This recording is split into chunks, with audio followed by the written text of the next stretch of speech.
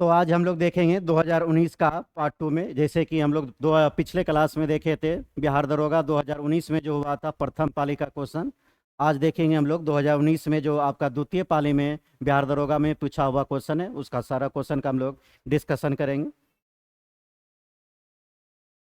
तो पहला क्वेश्चन आपका इतिहास से है। पहला क्वेश्चन आपसे क्या पूछ रहा है, लोथल किस नदी के तट पर बसा हुआ है। तो अगर लोथल की बात किया जाए तो लोथल कौन सी नदी के तट पर बसा हुआ है, आपका भोगवा नदी के तट पर बसा हुआ है। ऑप्शन नंबर आपका पहला, ऑप्शन नंबर पहला में क्या दिया है, सतलज। सतलज नदी के बगल में क्या बसा है आपका, रोपड़। रोपड़, रोपड़ नदी के बगल में कौन बसा हुआ, सतलज बसा हुआ है। घग्गर की बात किया जाए, घग्गर के बगल में आपका कालीबंगन। कौन सी नदी बसा का आपका, घग्गर नदी के बगल में कौन सा शहर बसा हुआ है, आपका कालीबंगन शहर बसा हुआ है। वहीं आपको रावी, या कौन सा है, रावी। रावी के तट पर क्या बसा हुआ आपका, हड़प्पा। कौन सा बसा हुआ है, हड़प्पा। हम लोग क्या देखें, क्वेश्चन पूछ रहा था कि लोथल किस नदी के तट पर बसा हुआ है। तो लोथल आपका भोगवा नदी के तट पर बसा हुआ है। सतलज नदी के तट पर रोपड़ बसा हुआ है। वहीं घग्गर नदी के तट पर कालीबंगन, और रावी नदी के तट पर कौन बसा हुआ, हड़प्पा। वहीं बात क्या लिया जाए, अगर आपका यहाँ पे देखा जाए मोहनजोदाड़ो, मोहनजोदाड़ो की बात किया जाए तो मोहनजोदाड़ो कौन सी नदी के तट पर बसा हुआ है, सिंधु नदी के तट पर बसा है। कौन सी नदी के तट पर बसा हुआ है, सिंधु। तो मोहनजोदाड़ो कौन सी नदी के तट पर है, सिंधु। और इसके बगल में ही आपका कौन सा बना हुआ है, चान्होदाड़ो। तो चान्होदाड़ो भी किसके बगल में बसा हुआ है, सिंधु नदी के तट पर बसा हुआ है। तो सिंधु नदी पर मोहनजोदाड़ो हो गया और चान्होदाड़ो हो गया। तो क्वेश्चन नंबर एक देख लिए। अब दूसरा नंबर क्वेश्चन में हम लोग चलेंगे।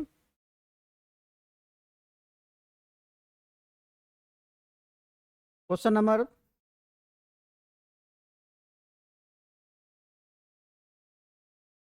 क्वेश्चन नंबर 2 देखेंगे क्या कह रहा है। प्रथम आग्लसिक युद्ध निम्नलिखित में से किस वर्ष में हुआ था। आपसे क्वेश्चन क्या पूछ रहा है, प्रथम आग्लसिक युद्ध किस वर्ष हुआ था। तो यह हुआ था आपका 45 से 46 में। कब हुआ था, 1845 से 46।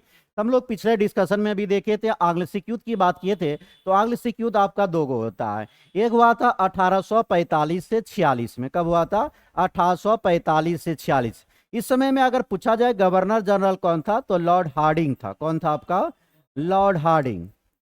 तो लॉर्ड हार्डिंग था। इसके समय में कौन था आपका, लॉर्ड हार्डिंग। यहीं अगर लॉर्ड हार्डिंग का आपका शासनकाल पूछा जाए तो लॉर्ड हार्डिंग का शासन 1844 से क्या है, 48। तो लॉर्ड हार्डिंग का शासनकाल क्या है, 1844 से 48। तो प्रथम आग्लसिक युद्ध 1845 से 46 में होता है। इसमें आपका गवर्नर जनरल कौन था, लॉर्ड हार्डिंग, जिसका शासनकाल 1844 से 48 था। लॉर्ड हार्डिंग ने ही आपका नरबली प्रथा को समाप्त किया था। तो नरबली प्रथा, कौन सी प्रथा को समाप्त किया था इन्होंने, नरबली। तो नरबली प्रथा पर प्रतिबंध लगाने वाला कौन था आपका, लॉर्ड हार्डिंग। नरबली प्रथा पर प्रतिबंध किन्होंने लगाया था, लॉर्ड हार्डिंग ने लगाया था।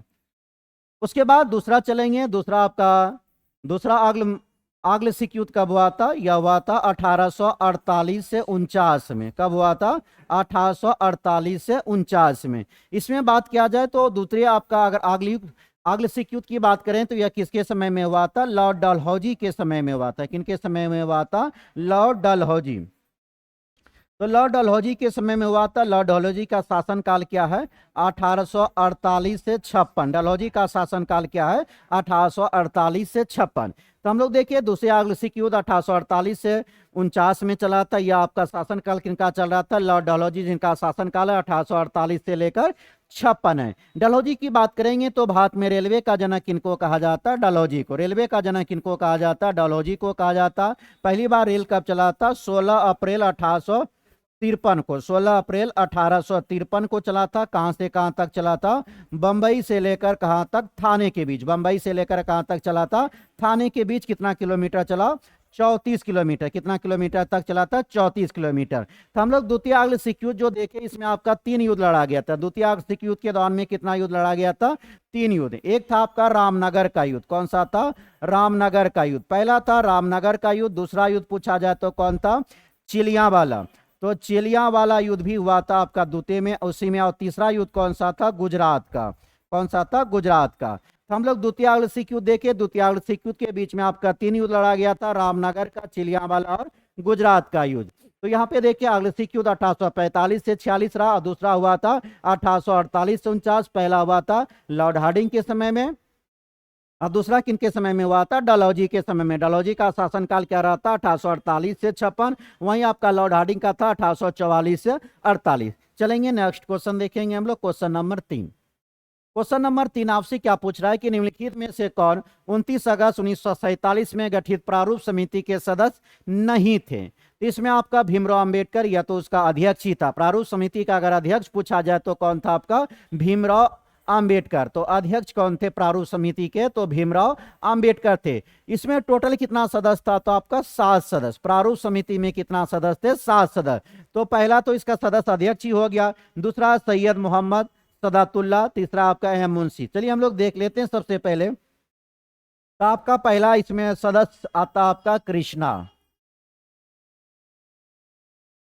अगर बात किया जाए तो हम लोग कृष्ण भगवान का अगर नाम को देखेंगे तो आपका 4 नाम तो उन्हीं का मिलता। पहला कौन हो गया, गोपाल, गोपाल। दूसरा कौन हो गया, कृष्ण। तीसरा कौन हो गया, कन्हैया। और चौथा कौन हो गया, माधव। चौथा कौन हो गया, माधव। तो गोपाल कृष्ण कन्हैया माधव, गोपाल कृष्ण माधव हो गया। पांचवें बात करें तो कौन हो जाएगा, डीपी खेतान। कौन हो जाएगा, डीपी खेतान। पांचवा कौन था, डीपी खेतान। वहीं छठा कौन हो जाएगा आपका, सदातुल्ला, मोहम्मद सदातुल्ला। कौन था आपका, मोहम्मद सदातुल्ला था। तो मोहम्मद सदातुल्ला। और एक तो आपका 7वां कौन हो गया, एक अध्यक्ष था जिनका नाम क्या था, भीमराव अंबेडकर। तो क्वेश्चन पूछा जा रहा था निम्नलिखित में से 29 अगस्त 1947 में गठित प्रारूप समिति के सदस्य कौन नहीं थे। तो इसमें कौन नहीं था आपका, डॉक्टर राजेंद्र प्रसाद। तो हम लोग कौन कौन देखे, इसके अध्यक्ष कौन हो गया आपका, भीमराव अंबेडकर। इसके अलावा कौन कौन हो गया, गोपाल कृष्ण कन्हैया माधव, गोपाल कृष्ण कन्हैया माधव, डीपी खेतान, सदातुल्ला। उसके बाद एक अध्यक्ष कौन हो गया, भीमराव अंबेडकर। चलेंगे क्वेश्चन नंबर 4 पे। क्वेश्चन नंबर 4 आपसे पूछ रहा है कि कारकेड राजवंश का संबंध निम्नलिखित में से किसके इतिहास से था। तो कारकेड वंश की बात करेंगे तो हम लोग जम्मू कश्मीर में देखेंगे 3 वंश आता है। जम्मू कश्मीर में कितना वंश आता है आपका, 3 वंश। तो जम्मू कश्मीर में आपका 3 वंश था। 3 वंश कौन कौन था, तीनों वंश को हम लोग देख लेते हैं। तो जम्मू कश्मीर में पहला था आपका कारकेड वंश। कौन सा वंश था, कारकोड वंश। तो पहला था कारकोड वंश। दूसरा वंश की बात किया जाए तो दूसरा था आपका उत्पल वंश। कौन था, उत्पल वंश। दूसरा कौन था आपका, उत्पल वंश। वहीं तीसरा वंश की बात करें तो कौन था, लोहार वंश। तीसरा कौन था, लोहार वंश। तो तीसरा वंश कौन है आपका, लोहार वंश। तो अगर हम लोग क्या देखें, जम्मू कश्मीर में टोटल कितना वंश है, 3 वंश, कारकोड वंश, उत्पल वंश और लोहार वंश। कारकेड वंश की अगर आपका संस्थापक की बात किया जाए तो दुर्लभ वर्धन है। कौन आपका, दुर्लभ वर्धन है। तो कारकेड वंश का संस्थापक दुर्लभ वर्धन है। वहीं उत्पल वंश की बात किया जाए तो इसका अवंती बर्मन है। कौन आपका, अवंती बर्मन है। कौन है इनका, अवंती बर्मन। तो उत्पल वंश के संस्थापक अवंती बर्मन है। लोहार वंश का संस्थापक कौन है, संग्राम राज। कौन सा है, संग्राम राज। तो हम लोग देखिए जम्मू कश्मीर में टोटल कितना वंश है, 3 वंश है, कारकेड वंश, उत्पल वंश और लोहार वंश। कारकेड वंश आपका, कारकेड वंश कहां से आपका संस्थापक कौन हो गया, दुर्लभ वर्धन। उत्पल वंश के संस्थापक कौन है, अवंती बर्मन। और लोहार वंश के संस्थापक कौन है, संग्राम राज। हम लोग जब हिस्ट्री क्लास आपका एनसीईआरटी की क्लास पढ़ रहे थे तो वहां पे आपको बताया गया था कि उत्पल वंश में ही एक महिला शासिका हुई थी जिसका नाम क्या था, दिद्दा। क्या नाम हुआ था, दिद्दा। यह गद्दी पर कब बैठी थी, 980 ईस्वी में। कब बैठी थी, 980। जो उत्पल वंश की सबसे महान शासिका महिला में से मानी जाती वह कौन थी आपका, दिद्दा। कई बार एग्जाम में भी पूछा गया कि दिद्दा कौन सी वंश की थी, तो आपका कश्मीर में उत्पल वंश की शासिका थी जो 980 ईस्वी में आया था। तो हम लोग क्या देखिए, जम्मू कश्मीर में 3 वंश, कारकेड वंश, उत्पल वंश और लोहार वंश। कारकेड वंश के संस्थापक दुर्लभ वर्धन, उत्पल वंश के अवंती बर्मन, लोहार वंश के संग्राम राज। तो यहाँ पे आपका क्वेश्चन का आंसर क्या हो गया, कारकेड राजवंश कहाँ का था, जम्मू कश्मीर का था। चलेंगे नेक्स्ट क्वेश्चन पे। क्वेश्चन नंबर 5, निम्नलिखित में से कौन सा लॉर्ड कर्जन का योगदान नहीं था। लॉर्ड कर्जन की बात करेंगे तो हम लोग देख लेते हैं लॉर्ड कर्जन। लॉर्ड कर्जन का शासनकाल क्या रहा था आपका, 1899 से लेकर 1905। लॉर्ड कर्जन का शासनकाल 1899 से 1905 के बीच था। सबसे पहले इसका काम रहा था टंकन मुद्रा, भारतीय टंकन पत्र मुद्रा अधिनियम, भारतीय टंकन पत्र मुद्रा अधिनियम, पत्र मुद्रा अधिनियम। पहला इन्होंने क्या लाया था? भारतीय टंकन पत्र मुद्रा अधिनियम। तो हम लोग लॉर्ड कर्जन के शासन कार्य में बोल रहे हैं, जिनका शासनकाल 1899 से 1905 है। इन्होंने ही भारतीय टंकन पत्र मुद्रा अधिनियम लाया था। दूसरा बात किया जाए तो Calcutta Calcutta corporation, Calcutta corporation, Calcutta corporation, तो कलकत्ता कॉरपोरेशन अधिनियम यह कब पारित किया गया था? 1899 में। तो कलकत्ता कॉरपोरेशन अधिनियम कब आता? 1899 में। किसके समय में आता? लॉर्ड कर्जन के समय में। इसी की समय की बात करें तो आपका 1901 में बात करेंगे तो मॉनक्रीफ की अध्यक्षता में क्या आया था? आपका सिंचाई। 1901 में मॉनक्रीफ की अध्यक्षता में क्या आया था? सिंचाई आयोग। तो मॉनक्रीफ की अध्यक्षता में सिंचाई आयोग। और 1901 में ही था आपका रॉबर्टसन। कौन सा था आपका? रॉबर्टसन की अध्यक्षता में क्या आया था आपका? रेलवे आयोग। रॉबर्टसन की अध्यक्षता में क्या आया था? रेलवे आयोग। तो यहाँ पर क्या देखे? 1901 में मॉनक्रीफ की अध्यक्षता में सिंचाई आयोग, रॉबर्टसन की अध्यक्षता में रेलवे आयोग। वहीं 1902 की बात करें तो 1902 में आपका कौन था? आपका एक आया था फ्रेजर की अध्यक्षता में क्या आया था? पुलिस आयोग। फ्रेजर की अध्यक्षता में क्या आया था? पुलिस आयोग। वहीं बात करेंगे एक था आपका टॉमस रेले। कौन था? टॉमस रेले। तो टॉमस रेले की अध्यक्षता में आया था विश्वविद्यालय आयोग। टॉमस रेले की अध्यक्षता में क्या आया था? विश्वविद्यालय आयोग। एक बार पुनः हम लोग नजर देंगे क्या क्या पढ़े अभी तक। लॉर्ड कर्जन का शासनकाल 1899 से 1905 रहता है। इन्होंने सबसे पहले भारतीय टंकन मुद्रा पत्र अधिनियम लाया। दूसरा कलकत्ता कॉरपोरेशन अधिनियम 1899। उसके बाद इन्होंने 1901 में मॉनक्रीफ की अध्यक्षता में क्या आया था? सिंचाई आयोग। उसके बाद रॉबर्टसन की अध्यक्षता में रेलवे आयोग। वहीं 1902 में फ्रेजर की अध्यक्षता में पुलिस आयोग और टॉमस रेले की अध्यक्षता में विश्वविद्यालय आयोग। और इनके कुछ कुछ कार्य को और देख लेते हैं हम लोग। इसका बहुत ही कार्य है। जैसे कि अगर बात किया जाए 1904 में विश्वविद्यालय आयोग, भारतीय विश्वविद्यालय आयोग इसके द्वारा कब आता है? 1904 में। भारतीय विश्वविद्यालय अधिनियम कब लाया गया? 1904 में लाया गया। वहीं 1905 की बात किया जाए तो 1905 में आपका पूसा में 1905 में पूसा में कृषि अनुसंधान संस्था। यह पूसा कहाँ पे पड़ता है? आपका बिहार में। पूसा कहाँ का है? बिहार का। तो 1905 में कर्जन के ही समय में आपका क्या लाया गया था? कृषि अनुसंधान संस्था कहाँ पे खोला गया? पूसा आपका बिहार में, पूसा बिहार में खोला गया।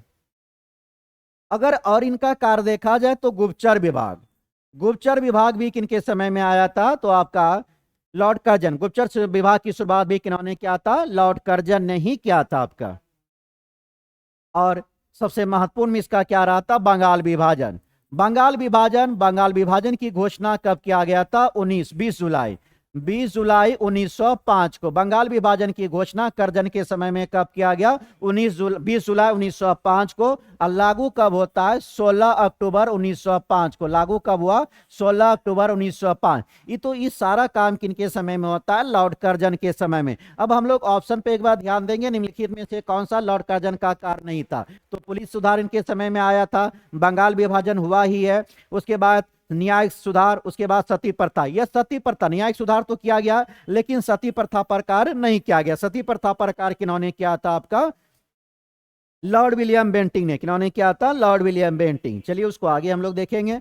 निम्नलिखित में से कौन 1905 में बंगाल विभाजन के समय भारत में वायसराय थे? तो कौन थे? आपका लॉर्ड कर्जन, जो अभी हम लोग पीछे कल देखे। तो निम्नलिखित में से 1905 में बंगाल विभाजन के समय भारत के वायसराय कौन थे? लॉर्ड कर्जन, जिसका शासन काल क्या रहा? 1899 से लेकर 1905। इसके बारे में हम लोग पढ़ चुके हैं पीछे। अब हम लोग पढ़ते हैं लॉर्ड डलहौजी की बात किया जाए तो इनका शासन काल क्या रहता है? 1848 से 56। लॉर्ड डलहौजी का शासनकाल क्या है? 1848 से 56। डलहौजी की बात करेंगे तो डलहौजी आपका इनाम इनाम कमीशन कब लाया गया था? इनाम कमीशन की बात करेंगे तो कब लाया गया था? 1952 में। इनाम कमीशन कब लाया गया था? 1952 में।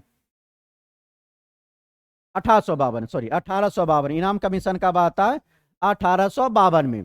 उसके बाद अगर डलहौजी की बात किया जाए तो इसको जानते हैं, रेलवे के जनक तो जानते ही हैं। रेलवे का जनक किनको कहा जाता है? डलहौजी को। जब कहाँ कब चला था? 16 अप्रैल 1853 को। रेल सबसे पहले 16 अप्रैल 1853 को बंबई से थाने के बीच चला था। बंबई से कहाँ चला था? थाने के बीच। कितना किलोमीटर चला था? 34 किलोमीटर चला था। तो रेलवे का भी जनक किनको कहा जाता? डलहौजी को ही कहा जाता। सबसे ज्यादा महत्वपूर्ण इसका आता व्यवगत सिद्धांत।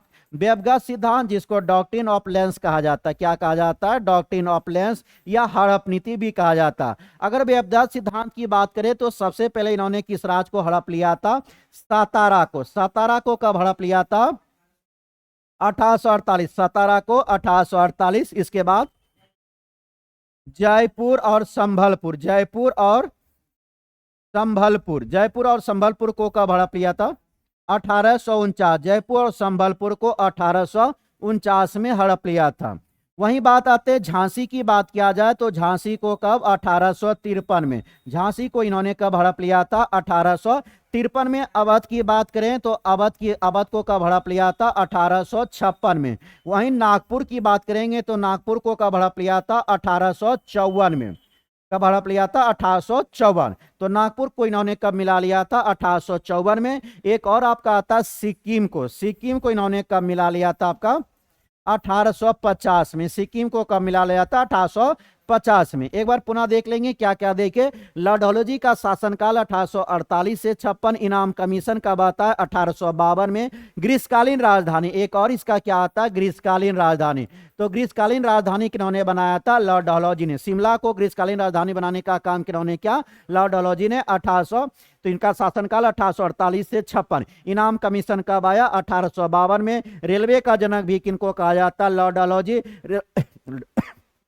सॉरी, रेलवे जनक। इन्होंने रेल कब चलाया था? 16 अप्रैल 1853 से। कहां से कहां चला? बंबई से थाने, 34 किलोमीटर। उसके बाद सबसे इसका महत्वपूर्ण आता है डॉक्ट्रिन ऑफ लेंस, जिसको कहा जाता है व्यवगत सिद्धांत या हड़प नीति के नाम से भी जाना जाता है। सबसे पहले कौन से राज्य को हड़प लिया था? सातारा 1848। जयपुर संबलपुर को 1849। झांसी को 1853। नागपुर को 1854। अवध को 1856 और सिक्किम को 1850 में। अब अगला गवर्नर जनरल हम लोग देख लेते हैं। अगला आपका कौन दिया हुआ है? लॉर्ड एल्गिन दिया हुआ है। एल्गिन की बात करें तो क्या है इनका शासनकाल? 1800। लॉर्ड एल्गिन का शासनकाल क्या रहता है? सॉरी सॉरी, 1862 से 63। गलती बताते हैं। 1862 से 63। लॉर्ड एल्गिन प्रथम का 1862 से 63। इसी के समय में आपका पटना में बहावी आंदोलन। बहावी आंदोलन की बात करें तो बहावी आंदोलन का प्रमुख किसके? तो बहावी आंदोलन आपका किसके समय में होता है? आपका लॉर्ड एल्गिन प्रथम के समय। लॉर्ड एल्गिन द्वितीय की बात करें तो इनका शासनकाल क्या रहता है? 1854 से 99। क्या रहता? 1854 99। तो लॉर्ड एल्गिन का शासनकाल 1894 से 99। इन्होंने इन्हीं का कथन था कि भारत को तलवार के बल पर विजित किया गया और तलवार के बल पर ही रक्षा किया जाएगा। किनके समय में कहा गया था? लॉर्ड एल्गिन द्वितीय के समय में। चलेंगे क्वेश्चन नंबर 7 पे हम लोग। क्वेश्चन नंबर 7 कहता है निम्नलिखित में से कौन सा मानव जीवन के सभी दुखों के नाश के लिए अष्टांगिक मार्ग का सलाह दिया था? अष्टांगिक मार्ग का सलाह किन्होंने दिया था? आपका गौतम बुद्ध ने। किन्होंने दिया था? गौतम बुद्ध ने दिया था। तो अष्टांगिक मार्ग की सलाह किन्होंने दिया था? गौतम बुद्ध। आठों चीज को बता देंगे। आठ क्या था अष्टांगिक मार्ग। तो सबसे पहले हम लोग गौतम बुद्ध के बारे में विशेष चर्चा कर लेते हैं। गौतम बुद्ध की जन्म की बात किया जाए तो गौतम बुद्ध का जन्म कब होता है? आपका 563 ईसा पूर्व में। कब होता? 563 ईसा पूर्व में। तो गौतम बुद्ध का जन्म 563 ईसा पूर्व में होता है। मृत्यु कब होता है इनका? 483 ईसा पूर्व में। मृत्यु कब होता है? 483 ईसा पूर्व में। तो गौतम बुद्ध का जन्म 563 ईसा पूर्व में कहां पे हुआ था? लुम्बिनी। कहां पे हुआ था? लुम्बिनी नेपाल में। कहां पे होता है? लुम्बिनी नेपाल। वहीं अगर इसकी बात किया जाए गौतम बुद्ध की माता, जन्म देने वाली मां का नाम क्या था? माया देवी। जन्म देने वाली माता का नाम क्या था? माया देवी। वहीं इसकी लालन पालन करने वाली मां का नाम क्या था? प्रजापति गौतमी। प्रजापति गौतमी। कौन था आपका? प्रजापति गौतमी। तो इनके लालन पालन करने वाली माँ का नाम था प्रजापति गौतमी। अगर इनके पिताजी का नाम पूछा जाए तो पिता का नाम क्या था? सुदोधन। क्या नाम था? सुदोधन। तो इनके पिताजी का नाम क्या था? सुदोधन था। इनकी पत्नी का नाम क्या था? यशोधरा। यशोधरा। क्या नाम था? यशोधरा। इसके पत्नी का नाम था यशोधरा। अगर पुत्र का नाम पूछा जाए क्या था? राहुल। पुत्र का नाम क्या था? राहुल। और विशेष चीज देख लेते हैं, अगर इन्होंने आपका अगर गृहत्याग की घटना को देखा जाए तो गृहत्याग की घटना को क्या कहा जाता है? आपका महाभिनिष्क्रमण। क्या कहा? गृहत्याग की घटना को महाभिनिष्क्रमण क्या कहा जाता? महाभिनिष्क्रमण। तो महाभिनिष्क्रमण के नाम से जाना, गृहत्याग की घटना को क्या कहा जाता? महाभिनिष्क्रमण के नाम से जाना जाता। वहीं बात किया जाए, पहला उपदेश इन्होंने कहां पे दिया था? सारनाथ में। पहला उपदेश कहां दिया था? सारनाथ। उसी पहला उपदेश को क्या कहा जाता? आपका धर्मचक्र परिवर्तन। क्या कहा जाता? धर्मचक्र परिवर्तन। तो धर्मचक्र परिवर्तन कहा जाता। वहीं इनका मृत्यु आपका कब हो जाता? 483 में। मृत्यु को क्या कहा जाता? महापरिनिर्वाण। महापरिनिर्वाण। महापरिनिर्वाण। महापरिनिर्वाण कहा जाता। तो इसका क्या देखिए, जन्म को आपका गृहत्याग की घटना को महाभिनिष्क्रमण, और आपका पहला उपदेश को क्या कहा था? धर्मचक्र परिवर्तन। मृत्यु को क्या कहा जाता? महापरिनिर्वाण। अगर इनके गुरुजी की बात किया जाए तो इनके गुरु का नाम क्या है? सबसे पहले इनके गुरु का हुए थे आपका इसका आलार कलाम। प्रथम गुरु का नाम क्या था? आलार कलाम। गौतम बुद्ध के अगर प्रथम गुरु का नाम पूछा जाए तो गौतम बुद्ध के प्रथम गुरु का नाम क्या था? आलार कलाम। आलार कलाम। प्रथम गुरु का नाम क्या था? आलार कलाम। या आलार कलाम वैशाली के रहने वाले के थे। कहाँ के रहने वाले थे? वैशाली। तो अलार कलाम का गुरु कहाँ के रहना, इनका जो प्रथम गुरु हुआ गौतम बुद्ध का हुआ कहाँ के थे? आपका वैशाली के थे। इन्होंने क्या चीज का ज्ञान दिया था गौतम बुद्ध को? तो शून्य और साक्य का। क्या चीज का ज्ञान दिया था? शून्य और सांख्य का। तो शून्य और साक्य का ज्ञान देने वाले कौन थे? आपका अलार कलाम। वहीं इनका दूसरा गुरु का नाम क्या था? रुद्रक रामपुत्रक। रुद्रक रुद्रक रामपुत्र थे। क्या नाम थे? रुद्रक रामपुत्र। या कहाँ के रहने वाले थे? राजगीर के। कहाँ के थे? राजगीर के। इन्होंने क्या चीज का ज्ञान दिया था? योग का। क्या चीज का ज्ञान दिया था? योग। तो गौतम बुद्ध के दो गुरु हुए। गौतम बुद्ध के प्रथम गुरु का नाम क्या था? आलार कलाम। आलार कलाम वैशाली के रहने वाले थे जिन्होंने शून्य और साक्य का ज्ञान दिया। वहीं रुद्रक रामपुत्र आपका राजगीर के रहने वाले थे। इन्होंने क्या चीज का ज्ञान दिया था? योग का ज्ञान दिया था। यहाँ पे पीटक की बात किया जाए तो गौतम बुद्ध में आपका बौद्ध धर्म में 3 पीटक आता है। कितना पीटक आता है? 3 पीटक। पहला पीटक का नाम क्या है? शुद्ध पीटक। पहला पीटक का नाम क्या? शुद्ध पीटक। दूसरा नाम क्या है? शुद्ध पीटक। दूसरा का नाम है विनय पीटक। दूसरा पीटक का नाम क्या है? विनय पीटक। उसके बाद तीसरा पीटक का नाम क्या? अभिधम पीटक। अभिधम पीटक। तो अभिधम पीटक।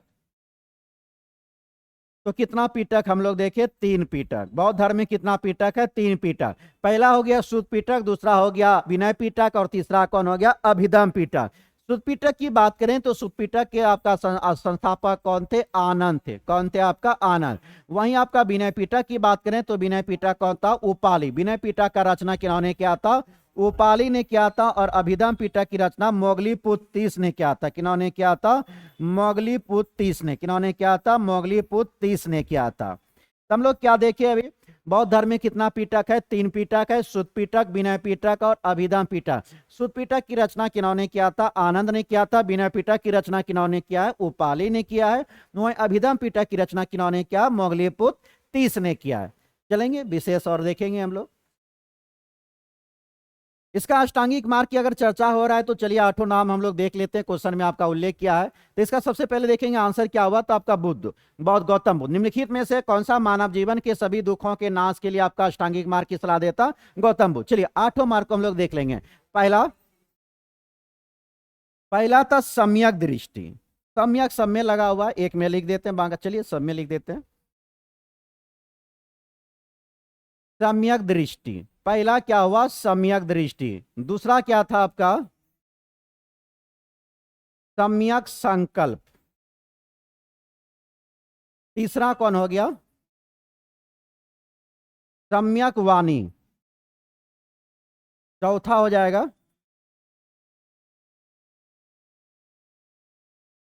कर्मांत। कर्मांत क्या हो जाएगा? सम्यक कर्मांत। चौथा पचमा क्या हो जाएगा? सम्यक आजीव। सम्यक आजीव। वहीं छठा हो जाएगा आपका सम्यक व्यायाम। सातवां क्या, छोटा हो गया सम्यक व्यायाम, दो को इधर लिख देते हैं आपका। सातवां हो गया सम्यक स्मृति। वहीं आठवां क्या हो जाएगा, सम्यक समाधि। चलिए एक बार इसको रिपीट कर लेंगे, हम लोग याद कर लेंगे। तो आपका निम्नलिखित में से बौद्ध क्या 8 मार्ग देखिए। बौद्ध ने जो अष्टांगिक मार्ग की चर्चा किया है, इसमें कौन कौन आता है आपका, सम्यक दृष्टि, सम्यक संकल्प। पहला था सम्यक दृष्टि, संकल्प और वाणी। डायरेक्ट याद रखिए ना, सम्यक छोड़ दीजिए, सम्यक सक में लगा हुआ।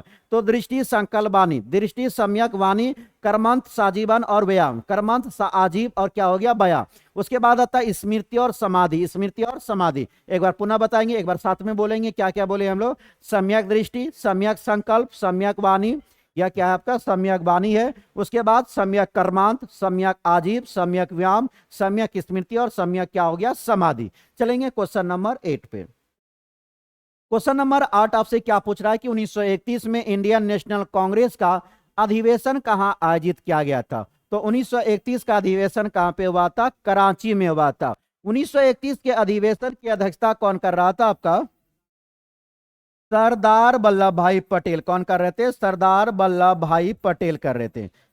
तो सरदार वल्लभ भाई पटेल कर रहे थे, जिसमें आपको पहली बार मौलिक अधिकार के प्रस्ताव को पारित किया गया था।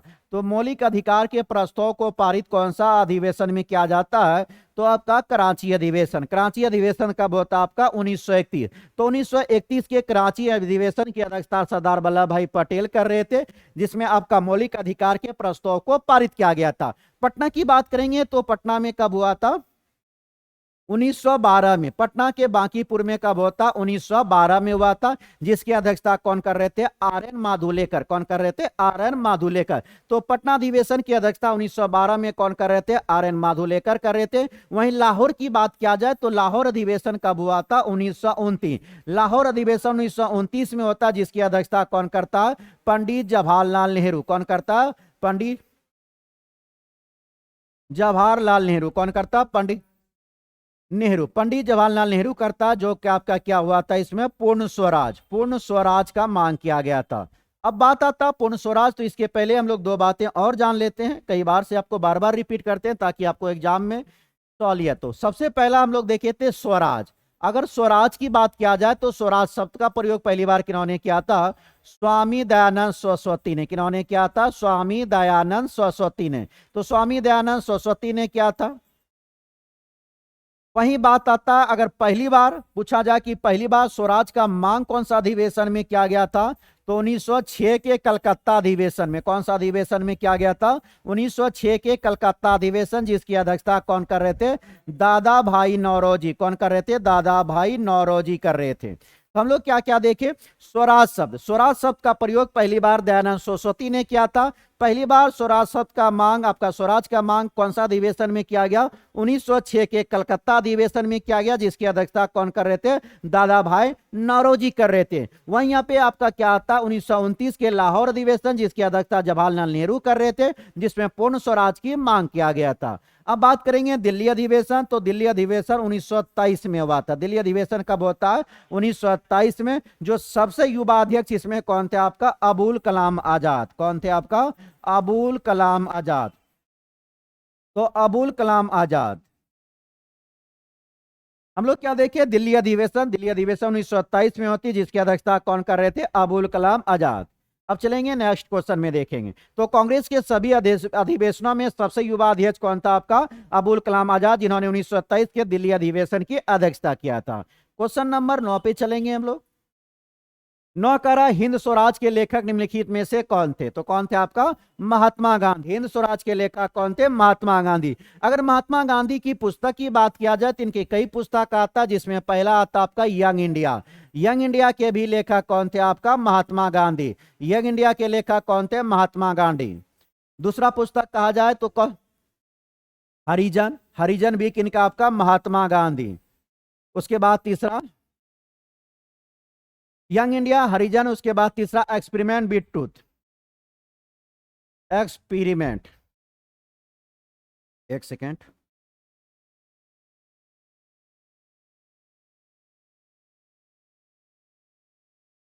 Experiment with truth. और इनका एक पुस्तक था जिनका नाम था पाथेव, पाथेव टू गॉड।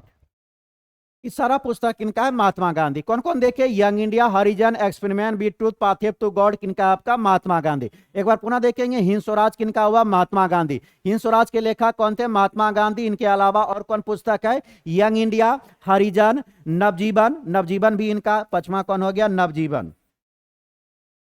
नवजीवन भी किनका? महात्मा गांधी। तो Harijan, Young India, Harijan, Navajivan, experiment with truth, pathway to God, ये सब किनका है? महात्मा गांधी का है। उसके बाद अगला चलेंगे। अगर यहाँ पे पूछा जाए महात्मा गांधी के राजनीतिक गुरु का नाम क्या था, तो गोपाल कृष्ण गोखले थे। इन्हीं के कहने पर यह आपका दक्षिण अफ्रीका से भारत भी आए थे। क्वेश्चन नंबर कितना था आपका? 10 नंबर पे होगा ना।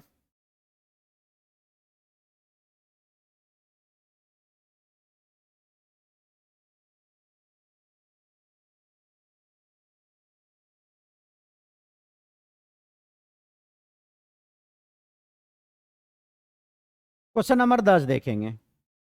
Sir Charles Wood, sir Charles Wood dispatch आपका भारतीय इतिहास में क्षेत्र में मिला जाता है। तो इस आपका वो डिस्पेच की बात कर रही है। वो डिस्पेच आपका कब आया था? 1854 में। वो डिस्पेच कब आया था? 1854। जो किससे संबंध रखता? आपका शिक्षा से। किससे संबंधित था? शिक्षा। तो वो डिस्पेच 1854 में आया था। वो डिस्पेच की बात करें तो किसके समय में आया था? यह लॉर्ड डलहौजी के समय में आया था। किनके समय में आया था? लॉर्ड डलहौजी के समय में। तो लॉर्ड डलहौजी के समय में क्या आया था? वो डिस्पैच आया था। डलहौजी का शासनकाल अभी कुछ देर पहले हम लोग पढ़े थे, 1848 से क्या था? 56। डलहौजी का शासनकाल 1848 से 56। इसी के समय में क्या आया था? वो डिस्पैच। वो डिस्पैच कब आया था? 1854 में। जो किससे संबंध रखता? आपका शिक्षा से। चलेंगे नेक्स्ट क्वेश्चन देखेंगे हम लोग। क्वेश्चन नंबर 11 का रहा है, निम्नलिखित में से कौन सा ब्रह्म समाज के संस्थापक थे? तो ब्रह्म समाज के संस्थापक कौन हो जाएगा आपका? ये पहला ऑप्शन में स्वामी दयानंद सरस्वती, दूसरा हो गया महादेव गोविंद रानडे, तीसरा कौन हो गया? केशव चंद्र सेन, और हो गया राम मोहन राजा राम मोहन राय। ये हो गया राजा राम मोहन राय। तो ब्रह्म समाज के संस्थापक कौन थे? राजा राम मोहन राय। तो चलेंगे एक एक करके और देखेंगे। दयानंद सरस्वती ने क्या चीज की स्थापना? आर्य समाज। आर्य समाज की बात करें तो आर्य समाज की स्थापना किन्होंने किया था? दयानंद सरस्वती ने कब किया था? 1875 में। तो आर्य समाज की स्थापना दयानंद सरस्वती ने कब किया था? 1875। वहीं महादेव गोविंद रानडे की बात करें तो इन्होंने क्या चीज की स्थापना किया? इंडियन नेशनल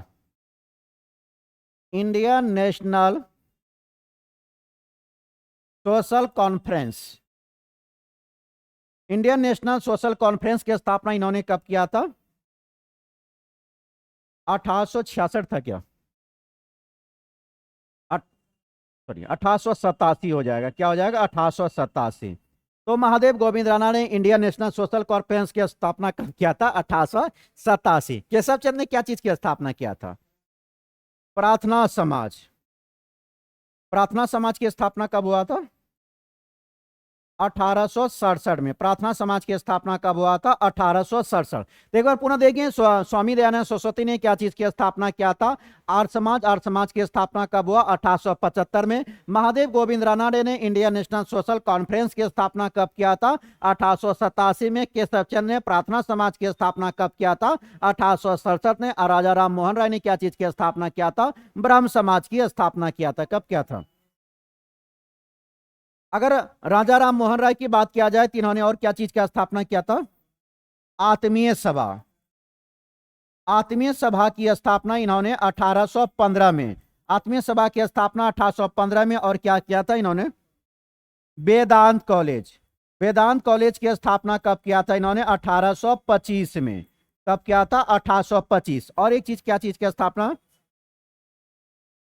ब्रह्म समाज की स्थापना कब किया था? 1828 में। ब्रह्म समाज की स्थापना 1828। एक बार पुनः देख लेंगे। यहाँ पे आपका बहुत ही महत्वपूर्ण क्वेश्चन बनता है ये सबसे। तो क्या क्या कह रहा है कि आपका स्वामी दयानंद सरस्वती ने आर्य समाज की स्थापना 1875 में, महादेव गोविंद रानाडे ने इंडियन नेशनल सोशल कॉन्फ्रेंस की स्थापना 1887 में, केशव चंद्र सेन ने प्रार्थना समाज की स्थापना 1867 में, राजा राम मोहन राय ने आत्मीय सभा की स्थापना 1815, वेदांत कॉलेज 1825 और आपका ब्रह्म समाज की स्थापना 1828 में। क्वेश्चन नंबर 12 पे चलेंगे हम लोग। क्वेश्चन नंबर 12 क्या पूछ रहा है, सम्मिलित कीजिए। तो अहमदाबाद मिल मजदूर हड़ताल कब हुआ था? फरवरी 1918 में। यह कब होता आपका? फरवरी 1918। कब होता? फरवरी 1918। वही मिलान करने के लिए दिया गया आपका, इसमें डेट को मिलान करना है। कह रहा है कि आपका अहमदाबाद मिल मजदूर हड़ताल कब हुआ था? फरवरी 1918 में हुआ था। खेड़ा की बात करें तो खेड़ा सत्याग्रह कब हुआ था? मार्च 1918। खेड़ा कब हुआ था? मार्च 1918 में हुआ था। उसके बाद आता है जलियांवाला बाग हत्याकांड। यह कब हुआ था आपका? 13 अप्रैल 1919 में। 13 अप्रैल 1919 में। चंपारण की बात करें तो 1917 में। चंपारण सत्याग्रह कब हुआ था? 1917। एक बार पुनः डेट को देखेंगे। अहमदाबाद मिल मजदूर की हड़ताल कब होता? फरवरी 1918। खेड़ा सत्याग्रह मार्च 1918। जलियांवाला बाग हत्याकांड 13 अप्रैल 1919। और चंपारण सत्याग्रह कब होता? 1917 में होता है। चलेंगे नेक्स्ट क्वेश्चन। अब क्वेश्चन नंबर 13, यहां से आपका ज्योग्राफी शुरू होता है। कह रहा है कि बेरीनाग निम्नलिखित में से किस भारतीय नदी का उद्गम स्थल है? अगर हम लोग यहाँ पे ऑप्शन को देखेंगे तो ऑप्शन में दिया हुआ है झेलम, चेनाब, रावी और ब्यास। तो हम लोग ऑप्शन से यह पता चल रहा है यह सारे नदी किसकी सहायक नदी है? सिंधु की सहायक है। किसकी सहायक है? सिंधु को। तो पिछले हम लोग क्लास में जब आपका ज्योग्राफी क्लास चल रहा था उसमें अच्छे से बताया गया था सिंधु की कौन कौन सहायक नदी। सॉरी, थोड़ा सा टेढ़ा बन गया।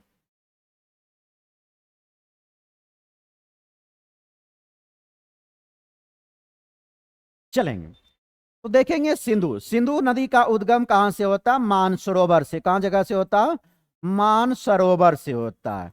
तो सिंधु नदी का उद्गम मानसरोवर से होता, वह यहां से होते हुए आपका कहां पे आ जाता? पाकिस्तान में आ जाता। सिंधु नदी की लंबाई की बात करें तो सिंधु नदी की लंबाई कितना आपका? सिंधु नदी की लंबाई आपका 2880 किलोमीटर। कितना है? 2880 किलोमीटर है। यहाँ पे देखे थे हम लोग कई आपका, जैसे कि काराकोरम था। काराकोरम के बाद क्या आता? लद्दाख। लद्दाख के बाद क्या आता? जास्कर। काराकोरम, लद्दाख और क्या आता? जास्कर। तो चलेंगे हम लोग अभी नदी पे डिस्कस कर रहे हैं तो नदी के बारे में देख लेंगे अच्छे से। तो सबसे पहले देखें सिंधु नदी का उत्पत्ति कहां से हो रहा है? मानसरोवर झील से होता है। उसके बाद इसके देखते हैं सहायक नदी। तो सहायक नदी की बात किया जाए तो सबसे पहले इसकी सहायक नदी कौन आता आपका? पहला आता है इसका सहायक नदी का नाम है झेलम। पहला सहायक नदी का नाम क्या है? झेलम। दूसरा आता है चिनाब। दूसरा कौन आता है? चिनाब। दूसरा नदी का नाम है चिनाब। तो झेलम, चिनाब, रावी। झेलम, चिनाब, रावी, बियास। चौथा कौन हो गया? बियास। और पांचवा सहायक नदी का नाम क्या है इसका? सतलज। पांचवा सहायक नदी का नाम क्या? सतलज।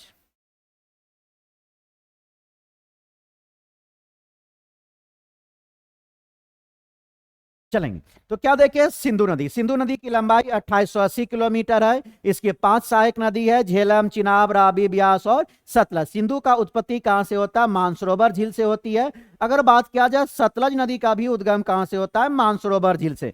सतलज नदी भी आपका कहां से निकलती है? मानसरोवर झील से ही निकलती है।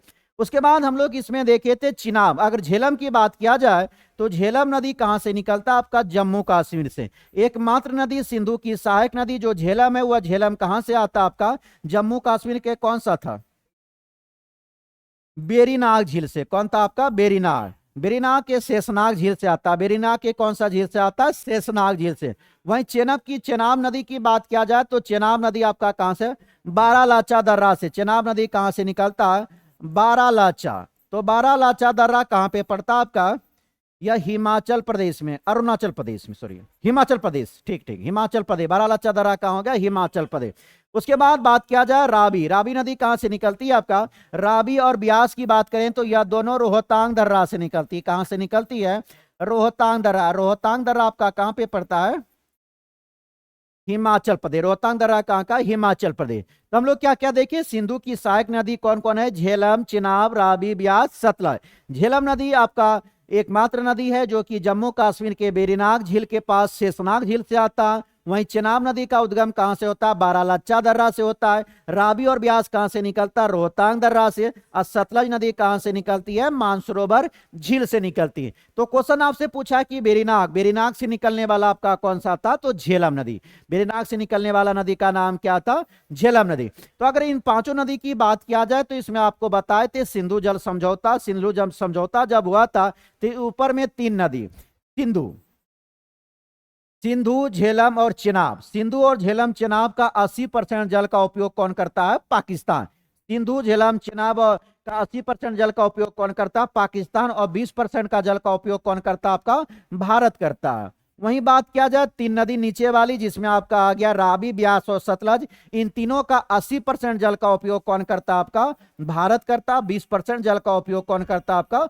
पाकिस्तान करता है। तो यह सिंधु जल समझौता के तहत क्या हुआ था। चलेंगे नेक्स्ट क्वेश्चन देखेंगे हम लोग। क्वेश्चन नंबर 14 देखेंगे। राष्ट्रीय उद्यान जो भारत एवं नेपाल की सीमा पर गंडक नदी के तट पर स्थित है वह कौन सा आपका है? तो वह कौन सा हो गया?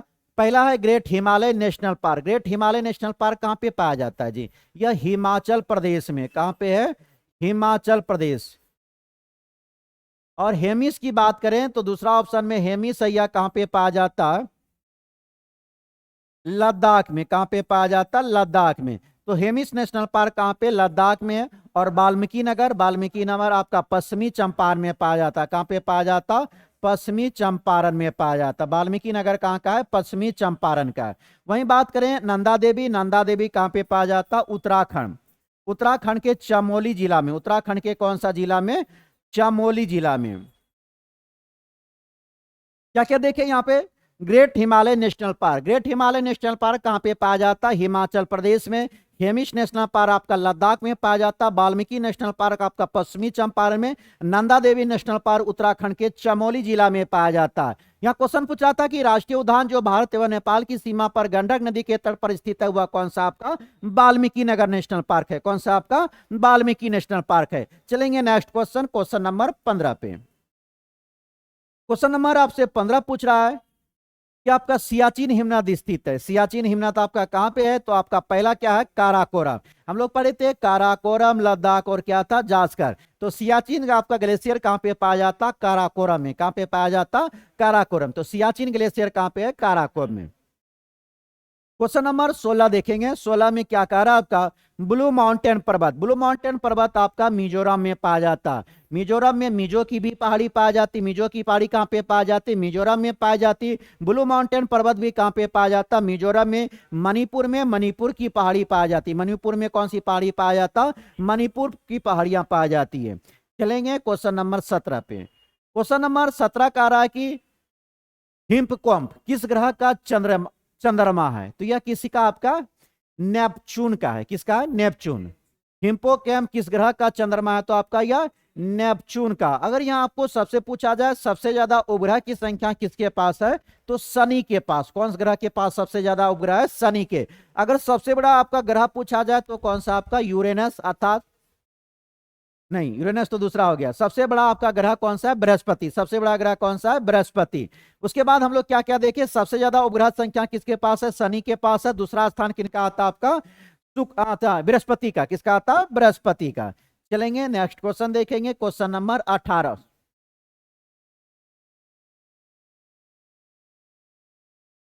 क्वेश्चन नंबर 18 क्या कह रहा है आपसे? गुजरात के भुज में विनाशकारी भूकंप कब आया था? तो यह 2001 में आया था। गुजरात के भुज में आपका विनाशकारी भूकंप कब आया था? 2001 में आया था। और आपका 2000 में कौन कौन राज्य बना था जी?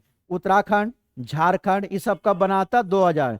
छत्तीसगढ़, उत्तराखंड और झारखंड इस राज्य की स्थापना कब किया गया था? 2000 ईस्वी में किया गया था।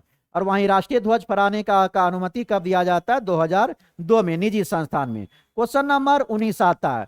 जलराशि जो स्पेन एवं फ्रांस की दोनों की तटीय तटीय क्षेत्र बनाती हुआ कौन सी है आपका? तो बिस्केक की खाड़ी। कौन सी खाड़ी है? बिस्केक की खाड़ी। अगर नॉर्वेजियन सागर की बात किया जाए, नॉर्वेजियन सागर आपका अटलांटिक महासागर में पाया जाती है। नॉर्वेजियन सागर कहां पे पाई जाती है? अटलांटिक, अटलांटिक महासागर में। अटलांटिक महासागर में कौन सा पाया जाता?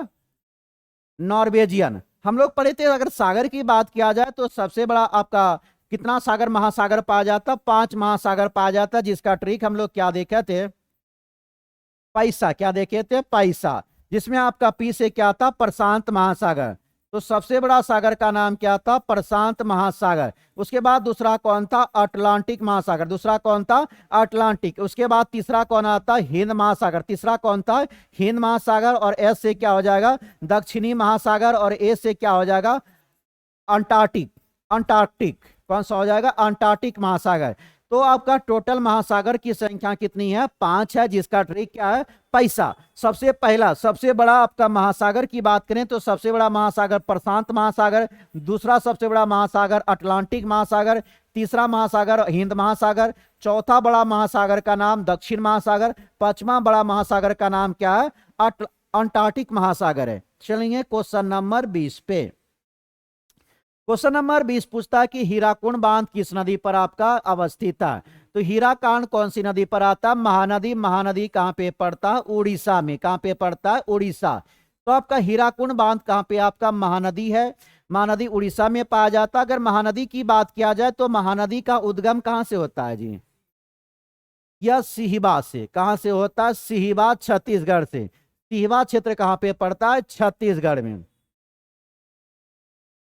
तो महानदी का उद्गम सिहवा के छत्तीसगढ़ से होता है। वहीं गोदावरी नदी का अगर उद्गम पूछा जाए तो गोदावरी नदी का उद्गम कहां से होता है? महाराष्ट्र के नासिक के त्रियंबक पहाड़ी से। महाराष्ट्र के नासिक के कौन सी पहाड़ी से होता है? त्रियंबक पहाड़ी से। कावेरी की बात किया जाए तो कावेरी का उद्गम कहां से होता है? ब्रह्मगिरी की पहाड़ी से। कावेरी का उद्गम कहां से होता है? ब्रह्मगिरी की पहाड़ी। और ब्रह्मगिरी की पहाड़ी कहां पे पाई जाती है? कर्नाटक राज्य में। ब्रह्मगिरी की पहाड़ी कहां पे पाई जाती है? कर्नाटक। पेरियार नदी की बात करें तो पेरियार नदी बहती कहां पे आपका? केरल में। पेरियार नदी कहां पे बहती है? केरल।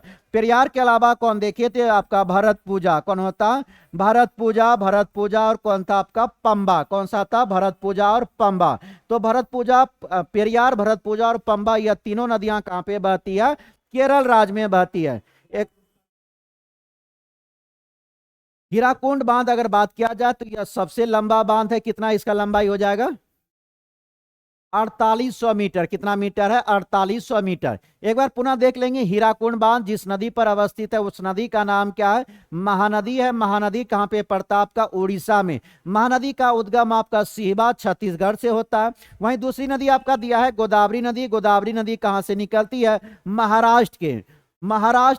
नासिक के। महाराष्ट्र के नासिक के आपका त्रियंबक गांव से कौन निकलता है? गोदावरी नदी। कावेरी नदी की बात करें तो कावेरी नदी आपका ब्रह्मगिरी की पहाड़ी से निकलती है। और ब्रह्मगिरी की पहाड़ी कहां पे पाई जाती है? कर्नाटक राज्य में। वहीं पेरियार नदी की बात करें तो पेरियार नदी कहां पे है? केरल में। पेरियार के अलावा भरतपूजा और पंबा नदी भी कहां पे पाया जाता है? केरल में। क्वेश्चन नंबर 21 पे चलेंगे हम लोग।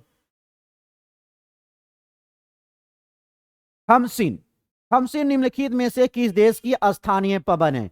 तो खमसिन कहाँ का है? मिस्र का। खमसिन कहाँ का है? मिस्र का। इसके अलावा बात किया जाए तो पिछले डिस्कशन में हम लोग देखे थे चिनूक। चिनूक कहाँ का है जी? चिनूक आपका अमेरिका का। चिनूक कहाँ का आपका? अमेरिका। एक आता आपका अर्जेंटीना। अर्जेंटीना की बात करेंगे तो इसका नाम क्या? डोजा।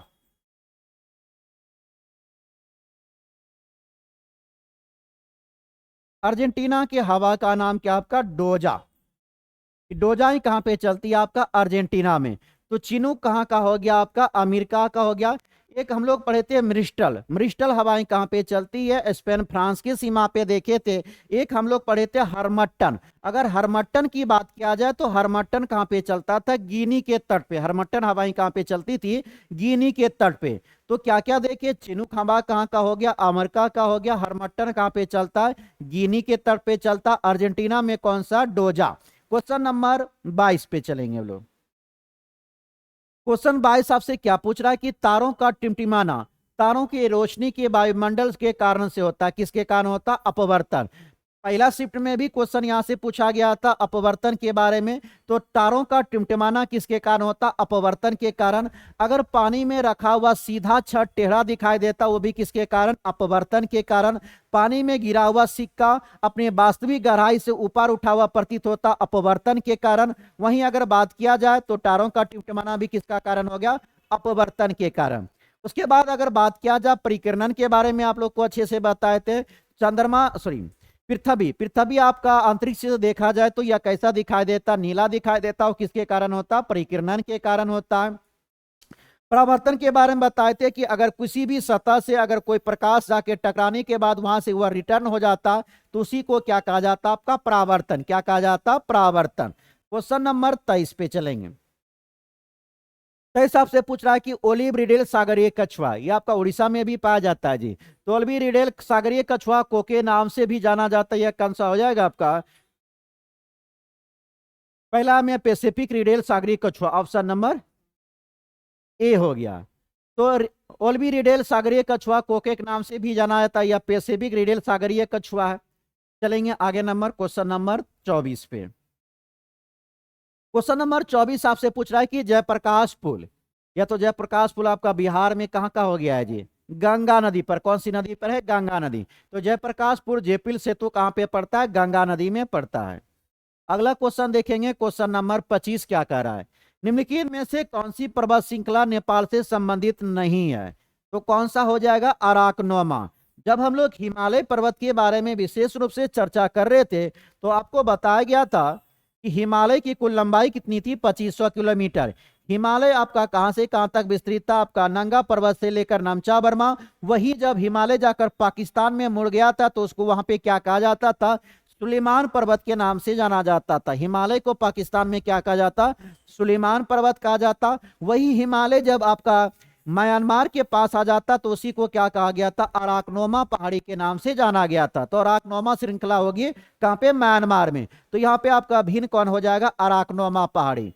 तो हम लोग क्या क्या देखें, निम्नलिखित में से कौन सी पर्वत श्रृंखला आपका नेपाल से संबंधित नहीं है? तो अराकनोमा नहीं होगा। बाकी ग्रेट हिमालय है, महाभारत श्रृंखला भी है, शिवालिक की भी पहाड़ियां है। चलेंगे क्वेश्चन नंबर 26 पे। अब आता है क्वेश्चन नंबर 26 में राज व्यवस्था आपका शुरू होता है। भारतीय संविधान का अनुच्छेद 123 राष्ट्रपति को शक्ति देता है। अनुच्छेद 123 में क्या आता है जी आपका? राष्ट्रपति अध्यादेश जारी करने का। अध्यादेश जारी करने का अधिकार कौन सा आर्टिकल के तहत है? अनुच्छेद 123 के तहत है। क्वेश्चन क्या कह रहा है कि भारतीय संविधान का अनुच्छेद 123 राष्ट्रपति को शक्ति देता है आपातकाल की घोषणा करने की, मृत्युदंड देने का, संसद द्वारा पास किए गए बिल को सहमति देने का, उसके बाद संसद में विषांतिकी काल में मतलब अध्यादेश जारी करने। मतलब अगर संसद सत्र में नहीं चल रहा हो तो अध्यादेश जारी कौन कर सकता है? राष्ट्रपति जारी कर सकता है। कौन सा अनुच्छेद के तहत? अनुच्छेद 123 के तहत। दूसरा आपका ऑप्शन नंबर सी में दिया हुआ है कि संसद द्वारा पास बिल को सहमति देना। यह कौन सा अनुच्छेद में दिया गया? अनुच्छेद 111 में है। कौन सा अनुच्छेद में है? 111। तो अनुच्छेद 111 तक के तहत संसद द्वारा पास किए गए बिल पर सहमति दे सकता है। मृत्युदंड को माफ करने का अधिकार किनको? आपको राष्ट्रपति को। कौन सा अनुच्छेद के तहत? 72 के तहत। कौन सा अनुच्छेद के तहत? 72। तो अनुच्छेद 72 के तहत राष्ट्रपति उसको मृत्युदंड आपका माफ कर सकता है। तो क्या क्या देखिए, अनुच्छेद 127 में क्या था? आपका अध्यादेश जारी कर सकता है। जब आपका संसद सत्र में नहीं चल रहा हो तो अध्यादेश जारी करने का अधिकार किनके पास है? राष्ट्रपति को है। इस अध्यादेश का उतना ही मान्यता होता है जितना कि आपको संसद द्वारा पारित किए गए किसी भी कानून का होता है।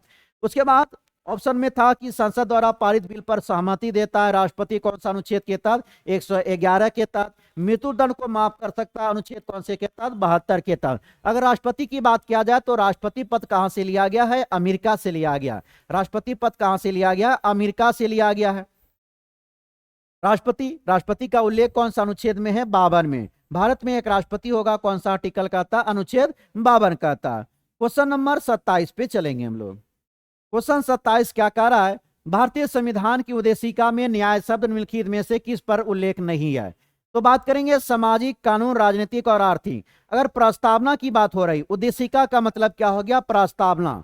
तो प्रस्तावना की अगर बात किया जाए तो प्रस्तावना में सामाजिक, आर्थिक, राजनीतिक न्याय की बात है। कहीं पर कानूनी न्याय की बात नहीं किया गया है। तो इसमें आपका भिन्न कौन हो जाएगा? Option number B.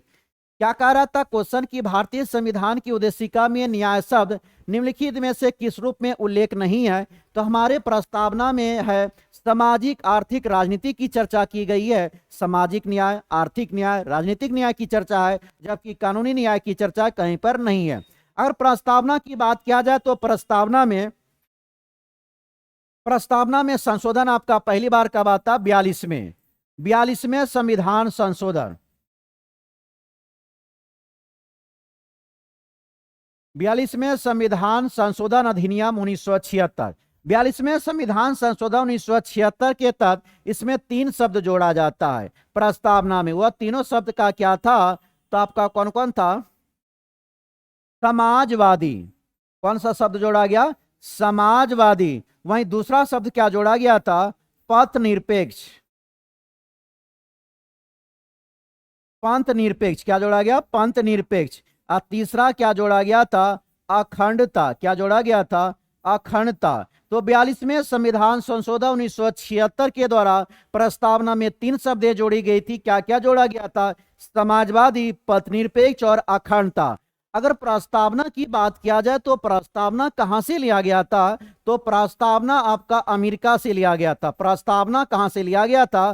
प्रस्तावना अमेरिका से लिया गया था। वहीं अगर आपसे क्वेश्चन पूछा जाए कि प्रस्तावना की भाषा कहां से लिया गया था, तो प्रस्तावना की भाषा आपका ऑस्ट्रेलिया से। प्रस्तावना की भाषा कहां से लिया गया था? ऑस्ट्रेलिया से लिया गया था जी। उसी ऑस्ट्रेलिया से लिया गया था जिसको क्या कहा जाता? प्यासी भूमि का देश कहा जाता। क्या कहा जाता? प्यासी भूमि का देश। ऑस्ट्रेलिया को क्या कहा जाता? प्यासी भूमि का देश। तो हम लोग क्या क्या देखे इसमें? 42वें संविधान संशोधन 1976 के द्वारा 3 शब्दें जोड़ी जाती, समाजवादी, पथनिरपेक्ष और अखंडता। प्रस्तावना कहां से लिया गया था? आपका अमेरिका से लिया गया था। और प्रस्तावना की भाषा कहां से लिया गया था? ऑस्ट्रेलिया से। तो यहाँ पे क्या क्या देखिए, आपसे पूछा जा रहा था कि इसमें भिन्न कौन है। तो हमारे प्रस्तावना की बात करेंगे तो सामाजिक, आर्थिक, राजनीतिक न्याय की चर्चा की गई, जबकि कानून की चर्चा कहीं पर नहीं किया गया। क्वेश्चन नंबर 28 पे चलेंगे हम लोग। क्वेश्चन नंबर 28 की बात करेंगे तो भारत के संविधान में निम्नलिखित में से कौन सा याचिका उल्लेख है? सबसे पहला कौन आता? प्रतिषेध।